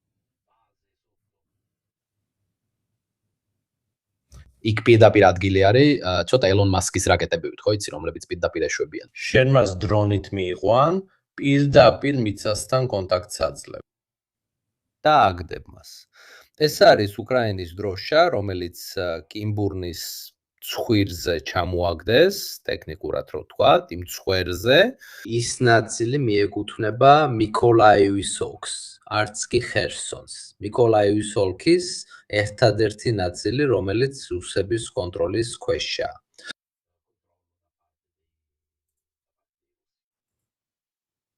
დიახ, პატარა დროშა, რომელიც კარგად დაეშვა ვერტიკალურად. ეს პატარა ნაწილი აქ არის მიკოლაევის ოლქის ერთადერთი ნაწილი, რომელიც ჯერ კიდევ ტექნიკურად რუსების ხელშია. არ ვიცი, არის თუ არა საერთოდ ვინმე იმ კუნძულებზე. გამაგრებები, კარგი კითხვა, ნამდვილი, რუსული გამაგრებები იწყება უფრო შიდა ზონაში, ანუ ძირითადად ამ ტერიტორიაზე, აქ. ტერიტორიაზე. აქ რუსები ინარჩუნებენ გარნიზონების ძირითად ნაწილს, რათა უპასუხონ შესაძლო მოქმედებებს ამ პატარა ზონებში. ფიქრობ მას პოკროვსკე ვასილივკა ჰეროისკე ქვია. ისინი ინარჩუნებენ მცირე კონტინგენტს, როგორც ხედავთ, ეს არის პატარა გარეუბანი რამდენიმე სახლით. ეს არის ტერიტორია, რომელიც უკრაინელებს შეიძლება სწრაფად დაეპატრონონ. ასევე ბოდიშით ძალიან ბევრი რამ აქვს გახსნილი, ეხლავე გაჩვენებთ. აი აქ არის ამას ქვია ჰეროისკე, ხედავთ, პატარა სოფელია. და თუ უკრაინელებს მოუნდებათ კაპტობრივად მოწყვეტენ რუსების მცირე კონტინგენტი, რომელიც პოკროვსკესა და ვასილივკაშია, შეიძლება ასეთ ოპერაციას განახორციელებდეს. ჰეროისკეში დადასხდომა. ამ მცირე რუსული გარნიზონების უკან დახევის გზის მოწყვეტა, რომლებიც პოკროვსკესა და ვასილივკაში არიან. მათი მოკლა, დათხოვება და ასე შემდეგ. შემდეგ კი უკან დაბრუნება. სინამდვილეში ნამდვილი რუსული პოზიციები ბევრად უფრო უკან იწყება. ყველაზე დიდი პოზიციები ამ ზონაშია. აქ და რა თქმა უნდა ხერსონის წინ. აქ არის ძირითადი ძალები განლაგებული. ბოლო დროს, როგორც ვამბობდი, იქნა შემჩნეული რა არის 21 საზღვაო ქვეითა კორპუსი სარდლობა მიკოლაევში და აქ ხერსონში. ეხლა კი რუკას დავამუშავებთ.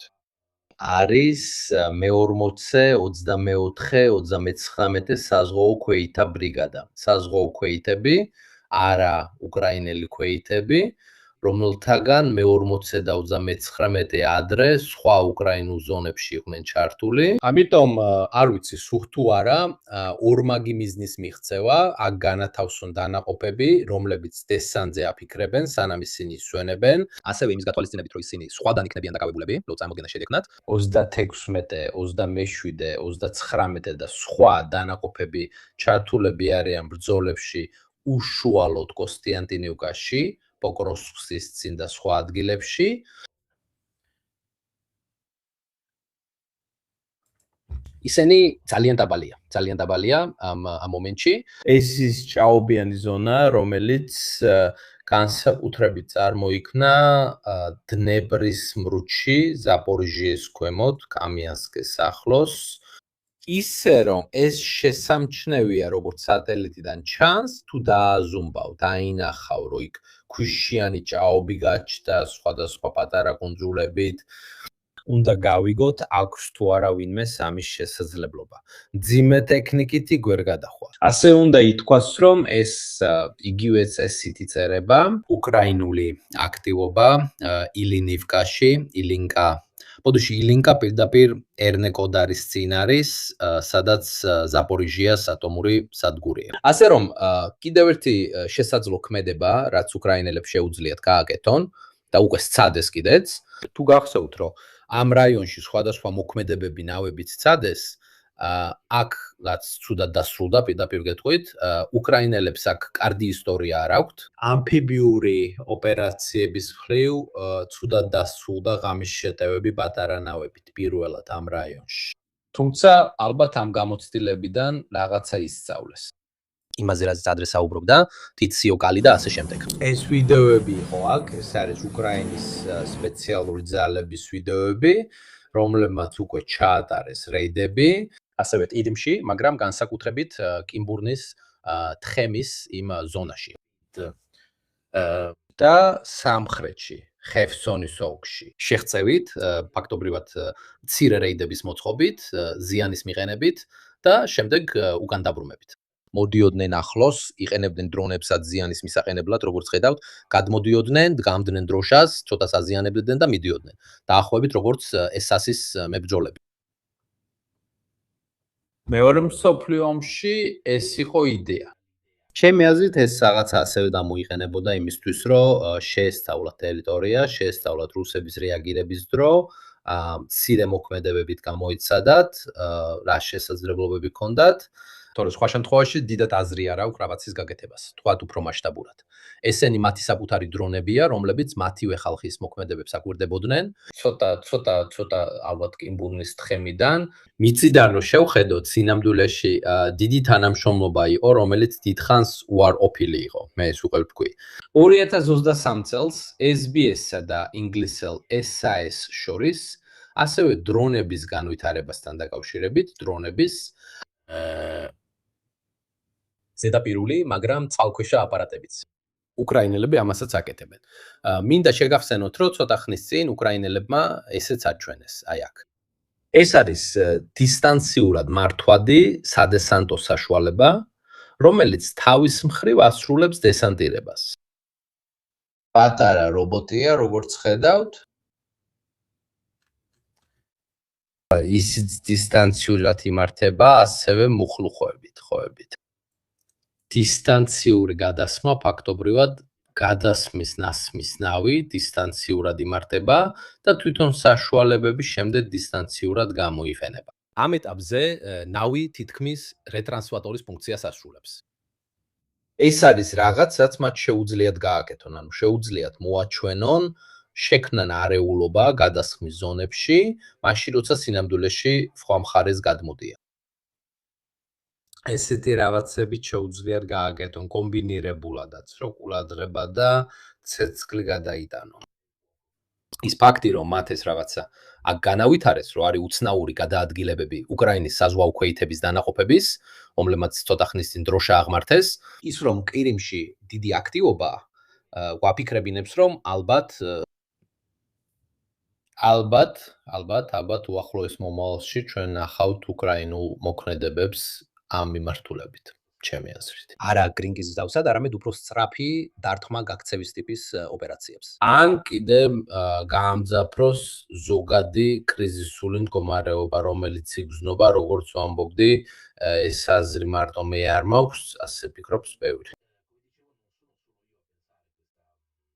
და თვით რუსული ტელეგრამ არხებიც, სამხედროები, რუსი ბლოგერებიც კი. მაგრამ უკვე იწყებენ რუკების შედგენას იმ აზრით, რომ შესაძლოა უკრაინელების დესანტი ამ მხარეს განხორციელდეს. რადგან, რა თქმა უნდა, ცოტა რთულია 3-4 ბრიგადის გადაადგილების დამალვა. ეს მაგალითად არის ერთი. სამხედრო ბლოგერი და რუსული think tank-ი, როგორც ხედავთ, ისინიც აღნიშნავენ უკრაინული დანაყოფების არსებობას, რომლებიც სწორედ ამ ტერიტორიაზე არიან განლაგებულნი. არ ვარ მარტო ჩვენ არ ვაკვირდებით ამ საკითხებს, მათაც შეამჩნიეს ძალების ეს კონცენტრაცია. საინტერესოა, რომ ამიკო ლაივის ბრძანებითაც რაც მიანიშნებს, რომ რაღაც მზადდება. ამიტომ ფალს მივადევნებთ სიტუაციას და ვეცდებით გავიგოთ, რამდენად განხორციელებადი და სარწმუნოა ეს ყველაფერი. სრული გულწრფელობით ვამბობ, რადგან ვიცოდი, რომ როგორც კი ამაზე დაიწყებოდა საუბარი, მაშინვე ისევ წამოიწეოდა ეს თემა, რა. მაშ კრინკი შეგპირდით, რომ ამაზე ვისაუბრებდით და გულწრფელად გითხრათ, 5-6 სტატია დაგიდეთ ერთზე, სულ 200 გვერდია. ეჭვის გარეშე კრინკი იყო კატასტროფა გადაწყვეტილებების მიღების მხრივ ადამიანური რესურსების ფლანგვის თვალსაზრისით. მან ვერაფერი მიიღო და ეს ღია ჭრილობა, რომლის გახსნისაც ცოტა საერთო გამბედაობა. ეს ნამდვილად ისაა, რასაც ბევრი უკრაინელი გაითვალისწინებს, თუ მსგავსი ოპერაციები კვლავ დაიწყება, რადგან ეს მაინც ძალიან მნიშვნელოვანია. დარწმუნებით შეიძლება ითქვას, რომ შედარება ისევ გაჩნდება ამასთან დაკავშირებით. ანუ იტყვიან, ეს კიდევ ერთი კრინკია, კიდევ ერთი კრინკის ოპერაცია, თუ განსხვავებული იქნება.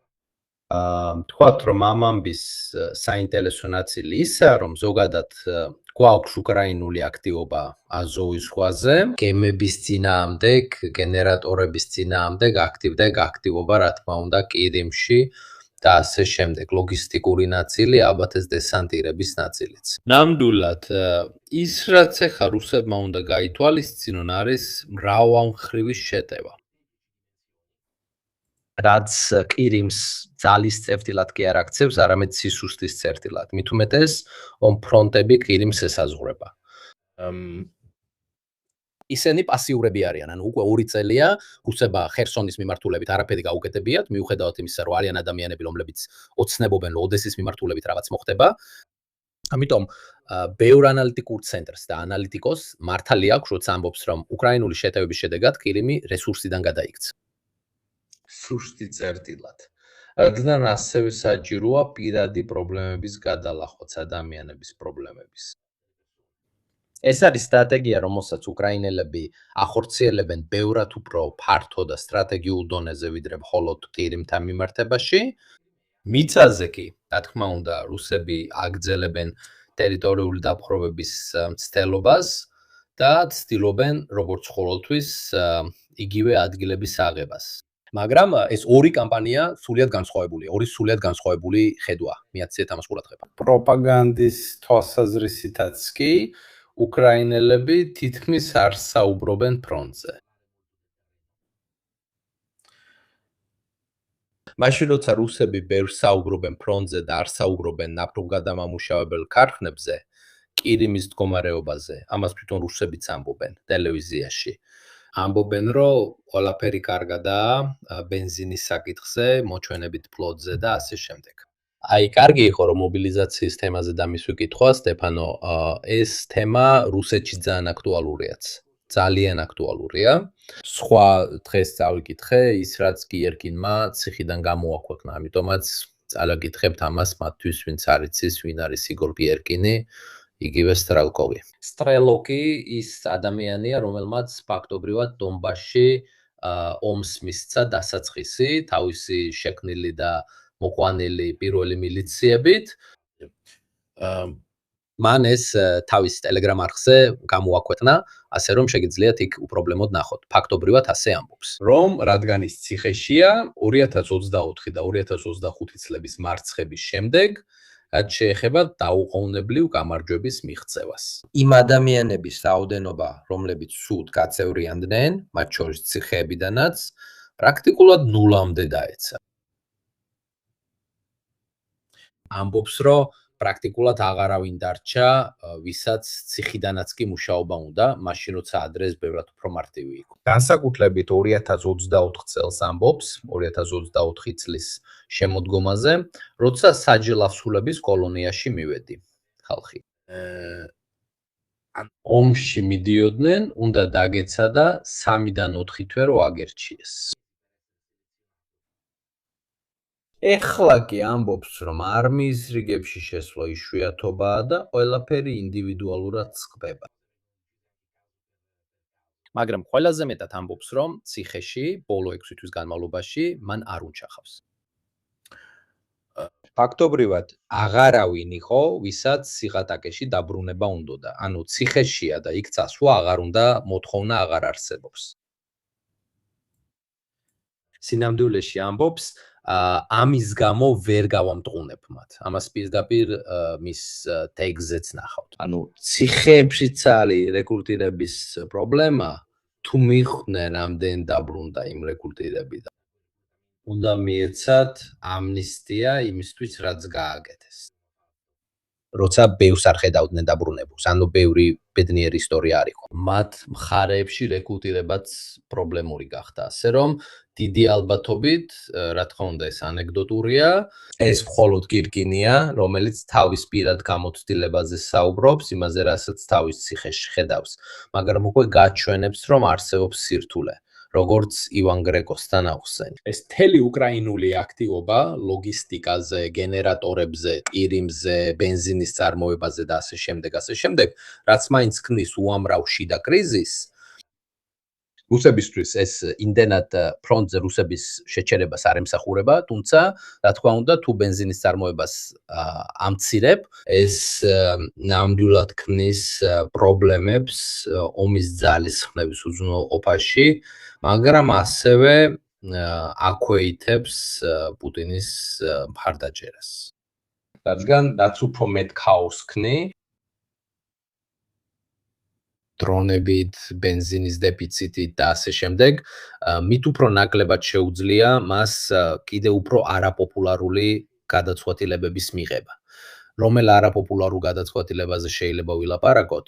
ხოლო ამას გიმახვილებ ყურადღებას. 5 დღის წინ პესკომმა სპეციალურ ოპერაციას ომი უწოდა და თქვა ეს აღარ არის სპეციალური ოპერაცია, ეს ომია.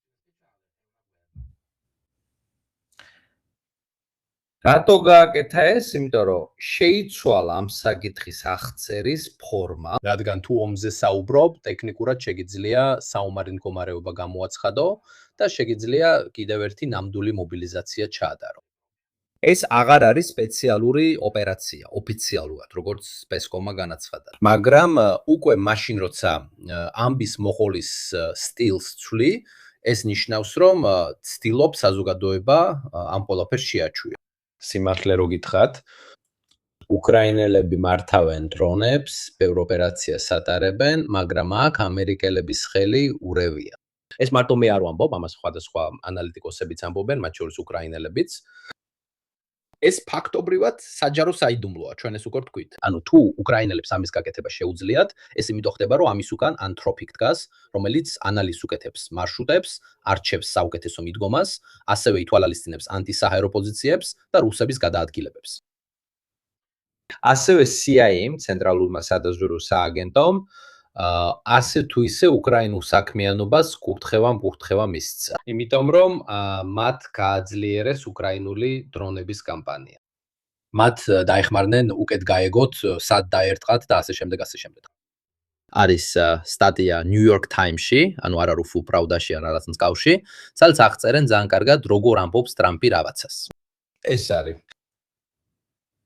მაგრამ სინამდვილეში მეორე მხრივ მაინც ამერიკული დაზვერვა და სამსახურები აწვდიან ინფორმაციას. და ასევე ამერიკული კომპანიები, არა მხოლოდ Starlink-ი, არამედ Anthropic-ი და სხვაებიც დიდ დახმარებას უწევენ უკრაინელებს, რომ უკეთესად ჩაატარონ ეს კამპანია. სტატიას ჩატში იპოვით. ესე იგი, ეს არის უკრაინული შესაძლებლობების, სამიზნეების ძიების, ტერიტორიის შესწავლის, ხელოვნური ინტელექტის გამოყენების, Starlink-ის ჩართვის და სხვა ფაქტორების ერთობლიობა.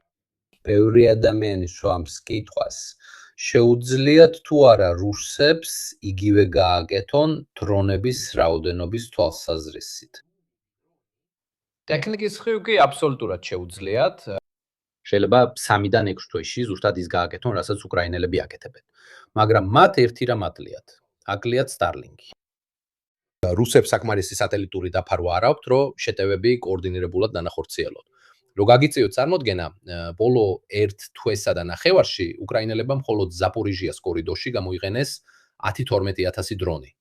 რუსებს ეს არ შეუძლიათ. ეს შეუძლიათ ანტენებით გააკეთონ.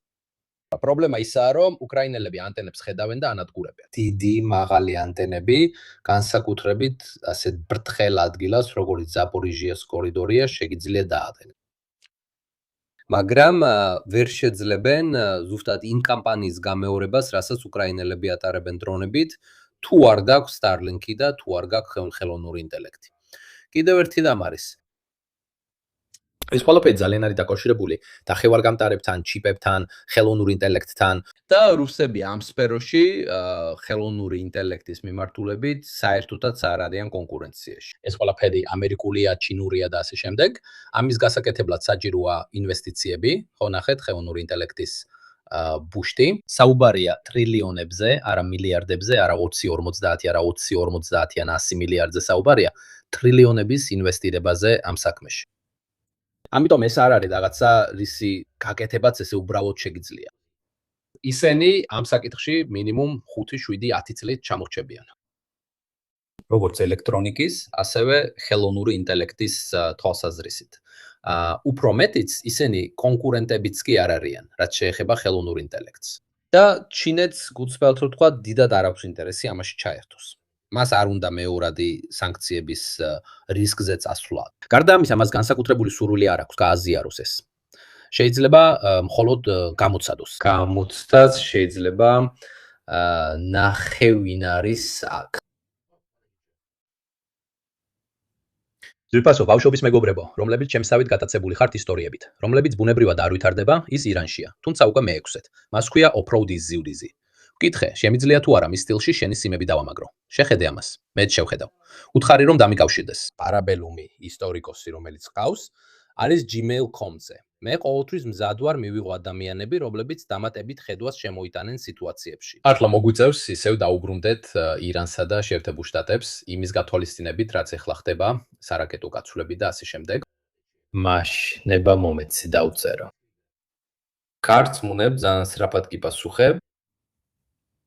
მაშ როგორც ხედავთ, ზუსტად იმავის გამეორება, რასაც უკრაინელები აკეთებენ, რუსებისთვის შეუძლებელია. მოცულობების გამეორება კი შეუძლიათ. მათ აკლიათ ინტერნეტის და სატელიტების ისტაცილი. ეს არის როგორც უკრაინის უპირატესობა, ასევე მათი სუსტი წერტილი. იმ აზრით, რომ ტრამპს შეიძლება ერდილას გაეღვიჯოს და ელონ მასკს უთხრას, რომ ეს მოაშოროს, მაგრამ სანამ უკრაინელებს ასეთი მხარდაჭერა აქვთ, ნამდვილად შეუძლიათ გააგრძელონ. რაც შეეხება იმას, რაც ადგილზე ხდება, რუსები აგრძელებენ კუპიანსკის შეღწევას, მაგრამ დიდი ცვლილებები არ არის.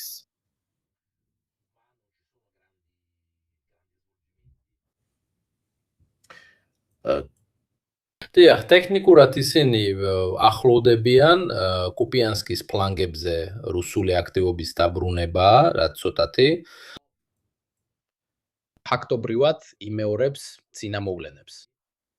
მისასვლელი წერტილები ზუსტად იგივეა. ფიქრობ, ამჯერად ისინი არ ეცდებიან და სწორადაც მოიქცევიან, რადგან არ იყო შეცდომა კუპიანსკის დასავლეთ მხარის აღების მცდელობა, რადგან თუ დასავლეთი მხარე დაეცემოდა, ფაქტობრივად აღმოსავლეთიც დაეცემოდა. მაგრამ ამჯერად ვფიქრობ, რომ ეცდებიან აღმოსავლეთ მხარის ნელ-ნელა აღებას, არა, სწორად ვერ ვთქვი. გესმის რას გულისხმობ. არა, თითქოს ეს შემთხვევით 15 საათით ადრე ტელეგრამზე ვთქვი. გესმის? ასე რომ ალბათ ნელა მიუდგებიან, სხვათა შორის ბოლო დროს გულწრფელად რო გითხრა, ერთი ინტერვიუ გამოვიდა ერთ რუს გენერალთან. პრობლემა თეორიულად აქტიურია. პრობლემა ისაა, რომ ეს ინტერვიუ რუსმა ჩაწერა, მაგრამ ის რუსი დისიდენტია, რომელიც საზღვარგარეთ ცხოვრობს. არის ასევე საკმაოდ დიდი არხი. ის არასახელებს არასახელებს წოდებას. ამბობს, რომ ეს უსაფრთხოების საკითხების გამოა. ასე რომ, ამას როგორც არის, ისე იღებ, ანუ სიფრთხილით. შეიძლება მართალია, შეიძლება არა, უნდა გაიგო რა არის სიმართლე. ის არ ამბობს ისეთ რაღაცებს, მგონია, რომ უმეტესად ის ამბობს იმას, რასაც მე ვამბობდი, ესე რომ რთულია გაიგო არის თუ არა. მართალია თუ არა, რადგან ეს საკმაოდ ლოგიკური რაღაცებია. საბოლოოდ რუსები ყველაფერს ანადგურებენ წინსვლისთვის. თუ წინსვლისთვის მასირებული ცეცხლის გამოყენებაა საჭირო, აშკარაა, რომ ნელა წაიწევ წინ. დრონები შეუძლებელს ხდის ქვეითების გამოყენებას. ამიტომ პრაქტიკულად ყველაფრის გასწორება გიწერს ჯერ. გონივრულ რაღაცებს ამბობს, გამიგზავნით ტექსტია, მაგალითად საკმაოდ საინტერესო და გონივრულ რაღაცებს ამბობს, არაფერს განსაკუთრებულად გამამხილებელს და ასე შემდეგ. ეს თითქოს ემთხვევა იმას, რასაც თავად შტაბის უფროსის პოლკოვნიკიც ამბობდა.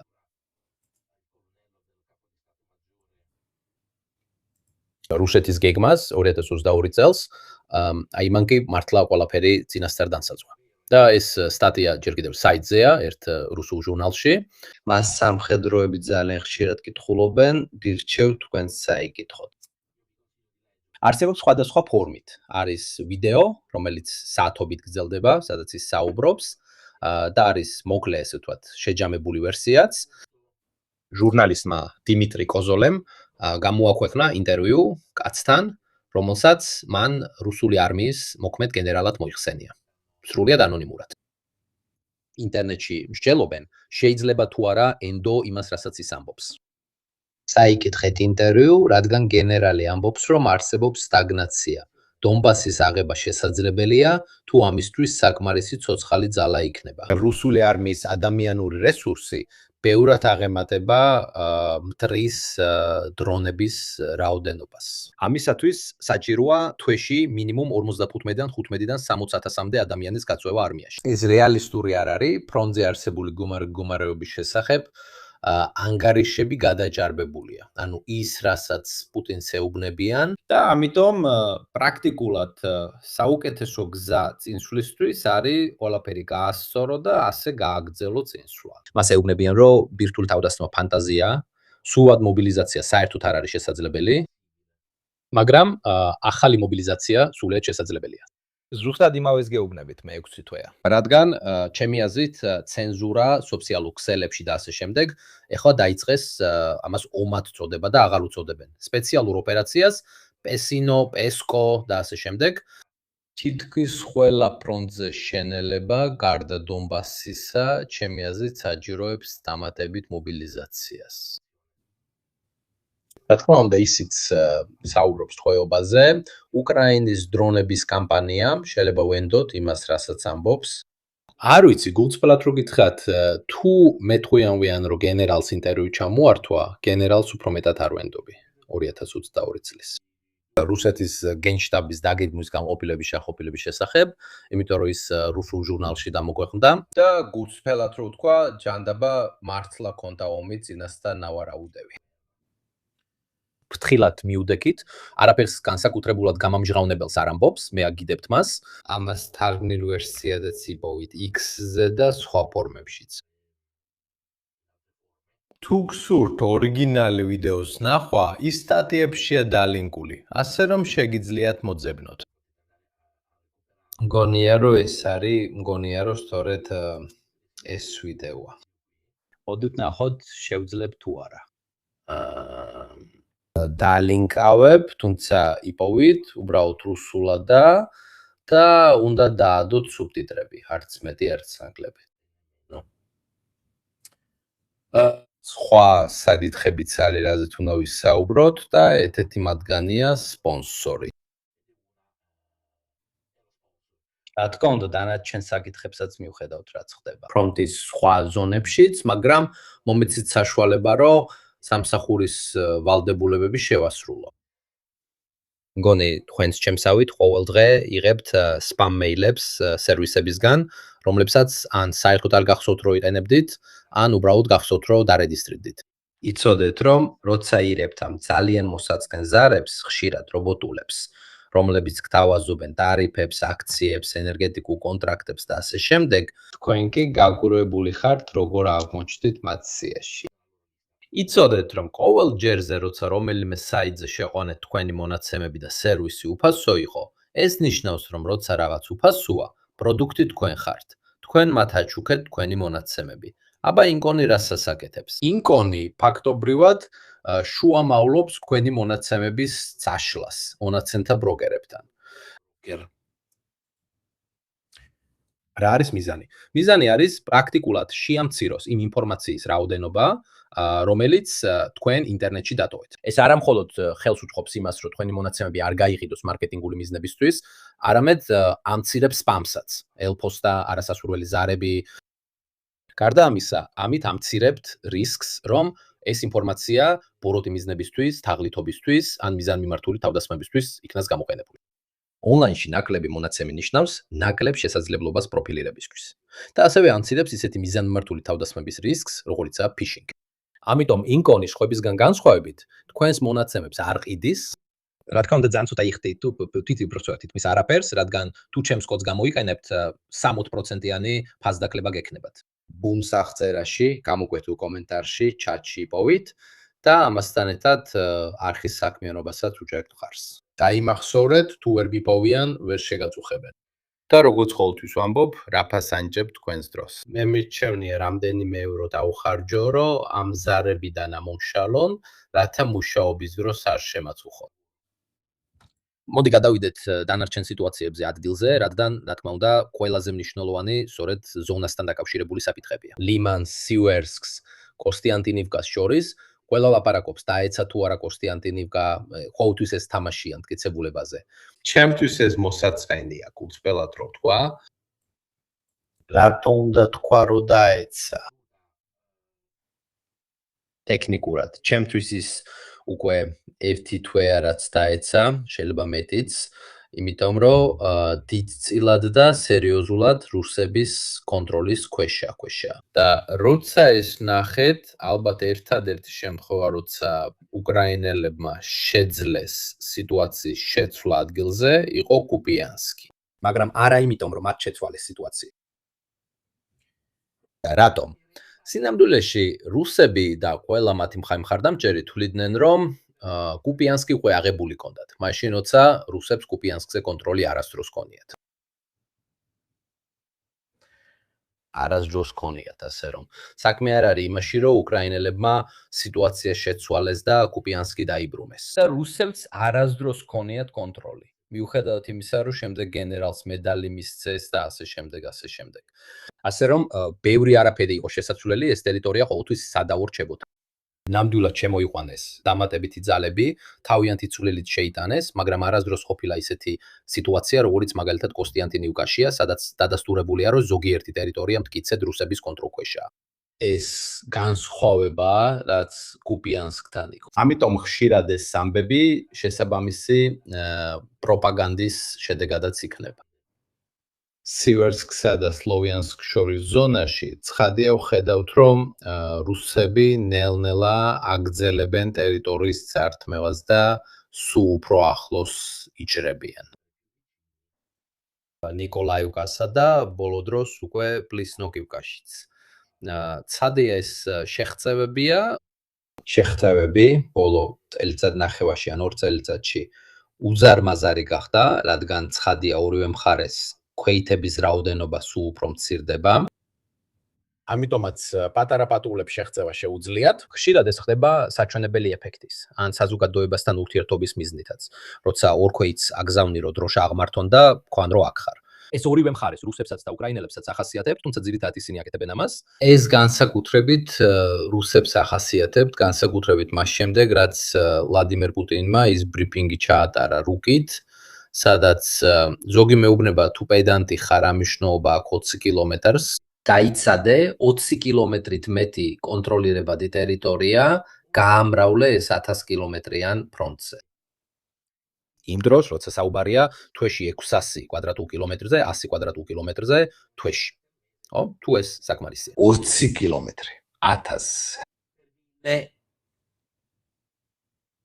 თამაში, რომელსაც დავათამაშობ, იმაზე რამდენი კილომეტრი აიღე იმ თვეში, ხო, თუ ნებას დამთა. ეს ბევრს ნიშნავს. ანუ პარადოქსიც კი წარმოიდგინეთ, ყავს ხალხი, რომელიც აღფრთოვანებულია, პირდაპირ ეთელებსაც კი აკეთებს, იმიტომ რომ აიღეს. ლიპივკა, რაიოლექსანდრივკა ან მსგავსი რაღაცები. შემდეგ კი ვერ ამჩნევენ, რომ კრემლის ოფიციალურ უკაზე ეს არის 20 კილომეტრი. ანუ ბიჭებო 20 კილომეტრით წინ წასვლა ნიშნავს ტყუილს. იმის მაგივრად, რომ სივერტში ვიყოთ, ვართ სლოვიანსკის უკან. და ეს არის ის აკორდეონი, რომ გავიგოთ. ანუ მოდი სწორად მოვყვეთ ამბები. 20 კილომეტრი მნიშვნელოვანია იმაში, თუ როგორ ზოგჯერ აბსურდულ პოზიციებზეც კი. როგორც არ უნდა იყოს, ამაზე ფიქრისას გარდაუვალია, რომ უკრაინული დანაყოფები იკუმშება, რადგან ფრონტი მცირდება. ამიტომ იქნება მეტი დამცველი კვადრატულ კილომეტრზე და ამავე დროს მეტი თავდამსხმელიც. რატომ დაიხურება რუსული ფრონტები ამ ტერიტორიაზე? უკრაინელებს მცირე უპირატესობა აქვთ, რადგან მათ გარდა იმისა, რომ მოამზადეს ჩახლართული ხაზების სისტემა, რომელსაც ვერ დაესხმიან თავს, იმიტომ რომ ფოთლები გაიზარდა, მაგრამ საქმე ისაა, რომ არ ვიცი როდის. ისინი ფიქრობენ, რომ ფოთლები უკრაინაში ახლა ამოდის, მაგრამ მეგობრებო, თუ ივლისია.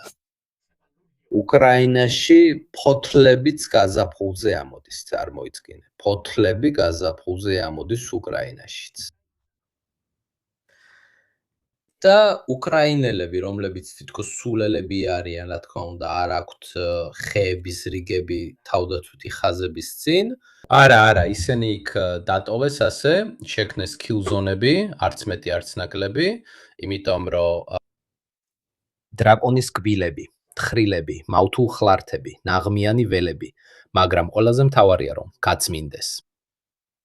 მინიმუმ 500 მეტრიდან 1 კილომეტრამდე ამ ხაზების წინ პრაქტიკულად ქმნიან kill zone-ებს, დრონებისთვის.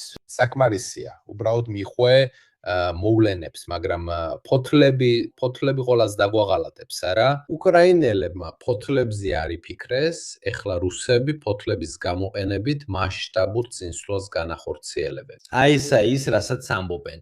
ფოთლები ბიჭებო, ფოთლებზე არ უფიქრიათ. ფოთლები. ამიტომ, რადგან ფოთლებია, რუსები წინ მიიწევენ. ხეების მწკრივებს იყენებენ, იმიტომ რომ რა თქმა უნდა ყველა იყენებს მინდვრის პირას, ხეების მწკრივებს და ასე შემდეგ რომ წინ წავიდნენ. მაგრამ არა, ამ რაღაცებს აქ ვერ გამოიყენება აქ წინ. ამიტომ არა ფოთლებისა და ხეების მწკრივების თემა ვერ გამოიყენება უკრაინის გამაგრებული სათვლის დაცვის შესახებ საუბრისას. შეგიძლია გამოიყენო ეს, როცა ვსაუბრობ მინდვრებზე, უფრო ღია ადგილებზე, უფრო სოფლის ტიპის ზონებზე, მაშინ კი გარდაუვალია. რადგან უკრაინის ზონები ხშირად დაყოფილია ამ მინდვრების კვადრატებად. იქ ტაქტიკური გადაადგილებები ხდება ხეების მწკრივების გამოყენებით, როგორც ხშირად გამოიყენება პიკოლეჩი და მაგრამ თუ საუბრობთ უფრო დიდ გამაგრებულ ხაზებზე, რომლებიც ღია ცარიელ სივრცეშია, არა, ისინი აბსოლუტურად არაფერს ნიშნავს. რადგან ამას მეკითხებიან, იმიტომ რომ ხალხი ვერ ხვდება ვის გულისხმობ, ეთუიან კიდეს მათ ჩვენეს სხვებიც, მაგრამ ჩვენ ამაზე ვსაუბრობთ. ის მცირე წინააღმდეგობა რაც დარჩა და მე როგორც კი კარგი სეზონი ამის საშუალებას მისცემდა, ეხლა სხვათა შორის ხეებიც ისე ვიწყებენ გამწვანებას და ამიტომაც ისინი საშუალებას იძლევიან ჩატარდეს ოპერაციები დრონებისგან ფარულად, რადგან დრონებისგან დასამალად უკეთესია შედარებით სქელი მცენარეულობა. ამიტომ ჩვენ უნდა ველოდოთ, რომ აქედან შემოდგომამდე რუსები შეეცდებიან გაარღვიონ გამაგრებული ხაზები, მაგრამ ჯერ პირველ რიგში ეს ხაზი მთლიანად გაწმენდილია, ასე რომ წყვილი აღარ არის. ახალი გამაგრებების დონით, რომელიც სპეციალურად ამ ომისთვისაა შექმნილი, რომელსაც ახლა ვხედავთ. ბევრ ფოთოლს ვხედავ, სადაც დამალვა შეიძლება. ზუსტად ხედავ, რომ ფოთლებს აუცილებლად გამოიყენებენ ამ გამაგრებული ზონების გადასალახად. გაითვალისწინეთ ფოთლები, როგორც მთავარი ელემენტი ამ თავდაცვითი ხაზების დასაძლევად. რა თქმა უნდა, ვიდეოშიც ამბობს ამას, თავიდან ხეების ზოლი სრულად იყო გაწმენდილი. ისინი მთლიანად გაწმინდეს. მაგრამ ყველაზე მთავარი ხა, როცა ფოთლები გამოვიდა, ეხლა ანუ ვიდეო რომელიც გადაიღო ივლისშია, არ ვიცი ვინ დაწერა ეს, რატო არ დაწერა ეს ტრავალიომ, ეგ თქვა. მაგრამ ლოგიკითაც კი უნდა თქვა, რა უცნაურია რომ ივლისში ფოთლები ამოდის, არა? აი ეს. არა. ასე რომ შეიძლება დიდი განსხვავება იყოს იმ ბრძოლებს შორის, რომლებიც ხდება გარკვეულ ზონებში, მაგალითად ზაპორიჟიაში და ასე შემდეგ. იმასთან შედარებით, რაც ხდება კრამატორსკისა და სლოვიანსკის მიმართულებით, რაც განსხვავებულია. მაგრამ ესეთი განსხვავებები ასევე კეთდება კოსტიანტინივკის შემთხვევაშიც. იმაშია საქმე, რომ ერთი რამეა ურბანული ბრძოლები კოსტიანტინივკაში და სულ სხვა, როცა რუსები ფლანგებიდან გამოვლენ კოსტიანტინივკაში. იქ კი დიახ, სავსეა მინდვრებით, სავსეა ხეების ზოლებით, რომლებიც შეიძლება გამოიყენონ მიახლოებისთვის, ეს არის მიახლოების მიმართულებები, მაგრამ მითხარი აქ კოსტიანტინივკაში რომელ ფოთლებში გინდა დამალვა? დიახ, კი ბატონო, ცენტრალურ ზონაში პატარა პარკიც არის, მაგრამ მოკლედ ან გონია რომ ეს იყოს მთავარი. ანუ საერთოდ ამ გონია. ვინ ჯანდაბა დააფუძნებდა ანალიზს რუსების შესაძლებლობებზე კრამატორსკისა და სლოვიანსკის აღების შესახებ და ახლა ფოთლებზე.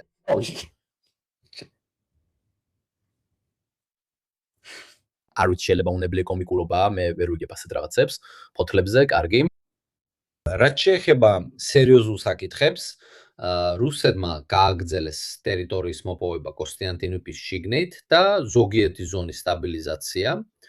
ვინც ამ თამაშს უყვარს, თუ კოსტიანტინოვკა დაეცა, არა, ტექნიკურად არ დაცემულა. ზონა ითვლება დაცემულად, მაშინ როდესაც მეორე მხარე, ანუ რუსები, უკრაინელების შემთხვევაში აკონტროლებენ იმ ტერიტორიას, რომელიც კოსტიანტინოვკის ურბანულ ტერიტორიას შეესაბამება. ამიტომ თეორიულად თუ მართლა გვინდა ეს თამაშები ვითამაშოთ, სანამ ერთი უკრაინელი მაინც რჩება ამ ორ ქუჩაზე ურბანულ სექტორში, ტექნიკურად ქალაქი ჯერ კიდევ სადავო. როდესაც გვექნება გეოლოკაციები, სადაც რუსები კოსტიანტინივკას გასცდებიან, ოსიკოვეს, ოლექსიევო, დრუჟივკისკენ და ასე შემდეგ, მაშინ შეგვიძლია ვთქვათ, რომ ქალაქი დაცემულია. მაშინ ქალაქი დაეცემა, დიახ. ქალაქი დაეცემა, რადგან ძალების შეყვანა მოუწევთ, რომ სცადონ უკვე უკიდურესად რთული მდგომარეობის გადარჩენა. დაეცა, არა. ეს სისულელეა. არც ოსიკოვეში არსებობს რუსული ჯარების არც ერთი გეოლოკაცია. თუნდაც რამდენიმე პატრულის შეღწევა უკვე მომხდარიყო ამ ტერიტორიაზე. ეს იყო მცირე იზოლირებული შემთხვევები. ასე რომ თუ ვინმეს მართლა უნდა ამ ამბავზე ლაპარაკი, ეს პატარა ისტორია, კოსტიანტინივკა კი, კოსტიანტინივკა არა. ის ნელ-ნელა ინგრევა, ნელ-ნელა იშლება და თანდათან ფართოვდება. საკონტროლო ზონაც, სადავო ზონაც და უფრო ღრმა შეჭრის ზონაც. მაგრამ ამ ეტაპზე უკრაინელები და არსებობს სხვა ვიდეოც, სადაც უკრაინული დანაყოფებია ამ ზონებში გეოლოკაციით დაფიქსირებული, სწორედ იმის საჩვენებლად, რომ ჩვენ ჯერ კიდევ იქ ვართ. რჩება, ასე რომ დიდი ალბათობით, ჩემი აზრით, კოსტიანტინივკა ცოტა ისე დასრულდება, როგორც ტორეცკის სცენა, დახსოვთ, ხო? ტორეცკის სცენა, სადაც რუსები ამბობდნენ, რომ აიღეს, მერე უკრაინელები ისევ გამოჩნდნენ შიგნით, რუსები ამბობდნენ, რომ ისევ აიღეს, მერე უკრაინელები ისევ გამოჩნდნენ შიგნით. ეს ხელსაფრელია. განსაკუთრებით უკრაინელებისთვის. პირველი რათა უარყონ ეს ნაადრევი განცხადებები, რომლებზეც ხშირად მხოლოდ მაშინ ბრაზდებიან სამხედრო ბლოგერები და მეორე ნებისმიერ შემთხვევაში დროის მოსაგებად და უკანა ზონების გასამაგრებლად. მაგრამ თუ ვინმეს მართლა კიდევ უნდა იმსჯელოს იმაზე დაეცა თუ არა, რა ტექნიკულად ჯერ არ დაცემულა, ჯერ კიდევ არის დაახლოებით 20-დან 30% ტერიტორიის, რომელიც მტკიცედ უკრაინელების ხელშია. ცხადია, ბრძოლაც მისხა გრძელდება, მაგრამ ყოველთვის შეიძლება ვითამაშოთ იმაზე, რომ ასე ვთქვათ, ბრჭყალებში აქტიურად შევინარჩუნოთ ცივი ჯგუფების შეყვანით, რადგან რუსების მიერ ამ ტერიტორიაზე გამოყენებული ქვეითების რაოდენობა კი უფრო მეტია ვიდრე უკრაინელების, მაგრამ მაინც სულაც არ არის. სასარგებლო გამოსაკენებელი იმისთვის, რომ ქალაქთან დაკავშირებული ყველაფერი კონტროლის ქვეშ იყოს. ამიტომ ძალიან ადვილია უკრაინელებისთვისაც კი, რომ გარეთ გააგდონ და მერე ისევ პატარა ჯგუფებით დაბრუნდნენ, გააგრძელონ წინააღმდეგობა, თუნდაც უბრალოდ იმისთვის, რომ ხელი შეუშალონ და დრო მოიგონ. ამიტომ მე არ გავამახვილებდი ყურადღებას იმაზე, ზუსტად იმ დღეს დაეცა თუ არა ქალაქი ან დაეცემა თუ არა ერთ კვირაში. უხურებთ ბრძოლების ზოგად ტენდენციას და შეგვიძლია გავიგოთ და განსაზღვროთ სავარაუდოდ როგორ გაგრძელდება ისინი. არ ვფიქრობ, რომ კოსტიანტინივკას მდგომარეობაში მოხდება რაიმე სიტუაციის შემოტრიალება. შემდეგი ბრძოლა გაიმართება ოლექსიევოთ როზივკას მიმართულებით. არის კიდევ ეს ამბავი, რომ თუ კოსტიანტინივკა დაეცემა, თითქოს რუსები პირდაპირ ტელეპორტირდებიან კრამატორსკ-ფლოვიანსკში. კოსტიანტინივკას ბრძოლა აქტიურად გრძელდება უკვე წელიწად ნახევარია.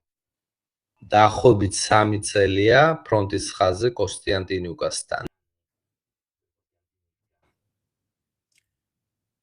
არის კიდე ოლექსიევოთ როზივკა, დრუზივკა.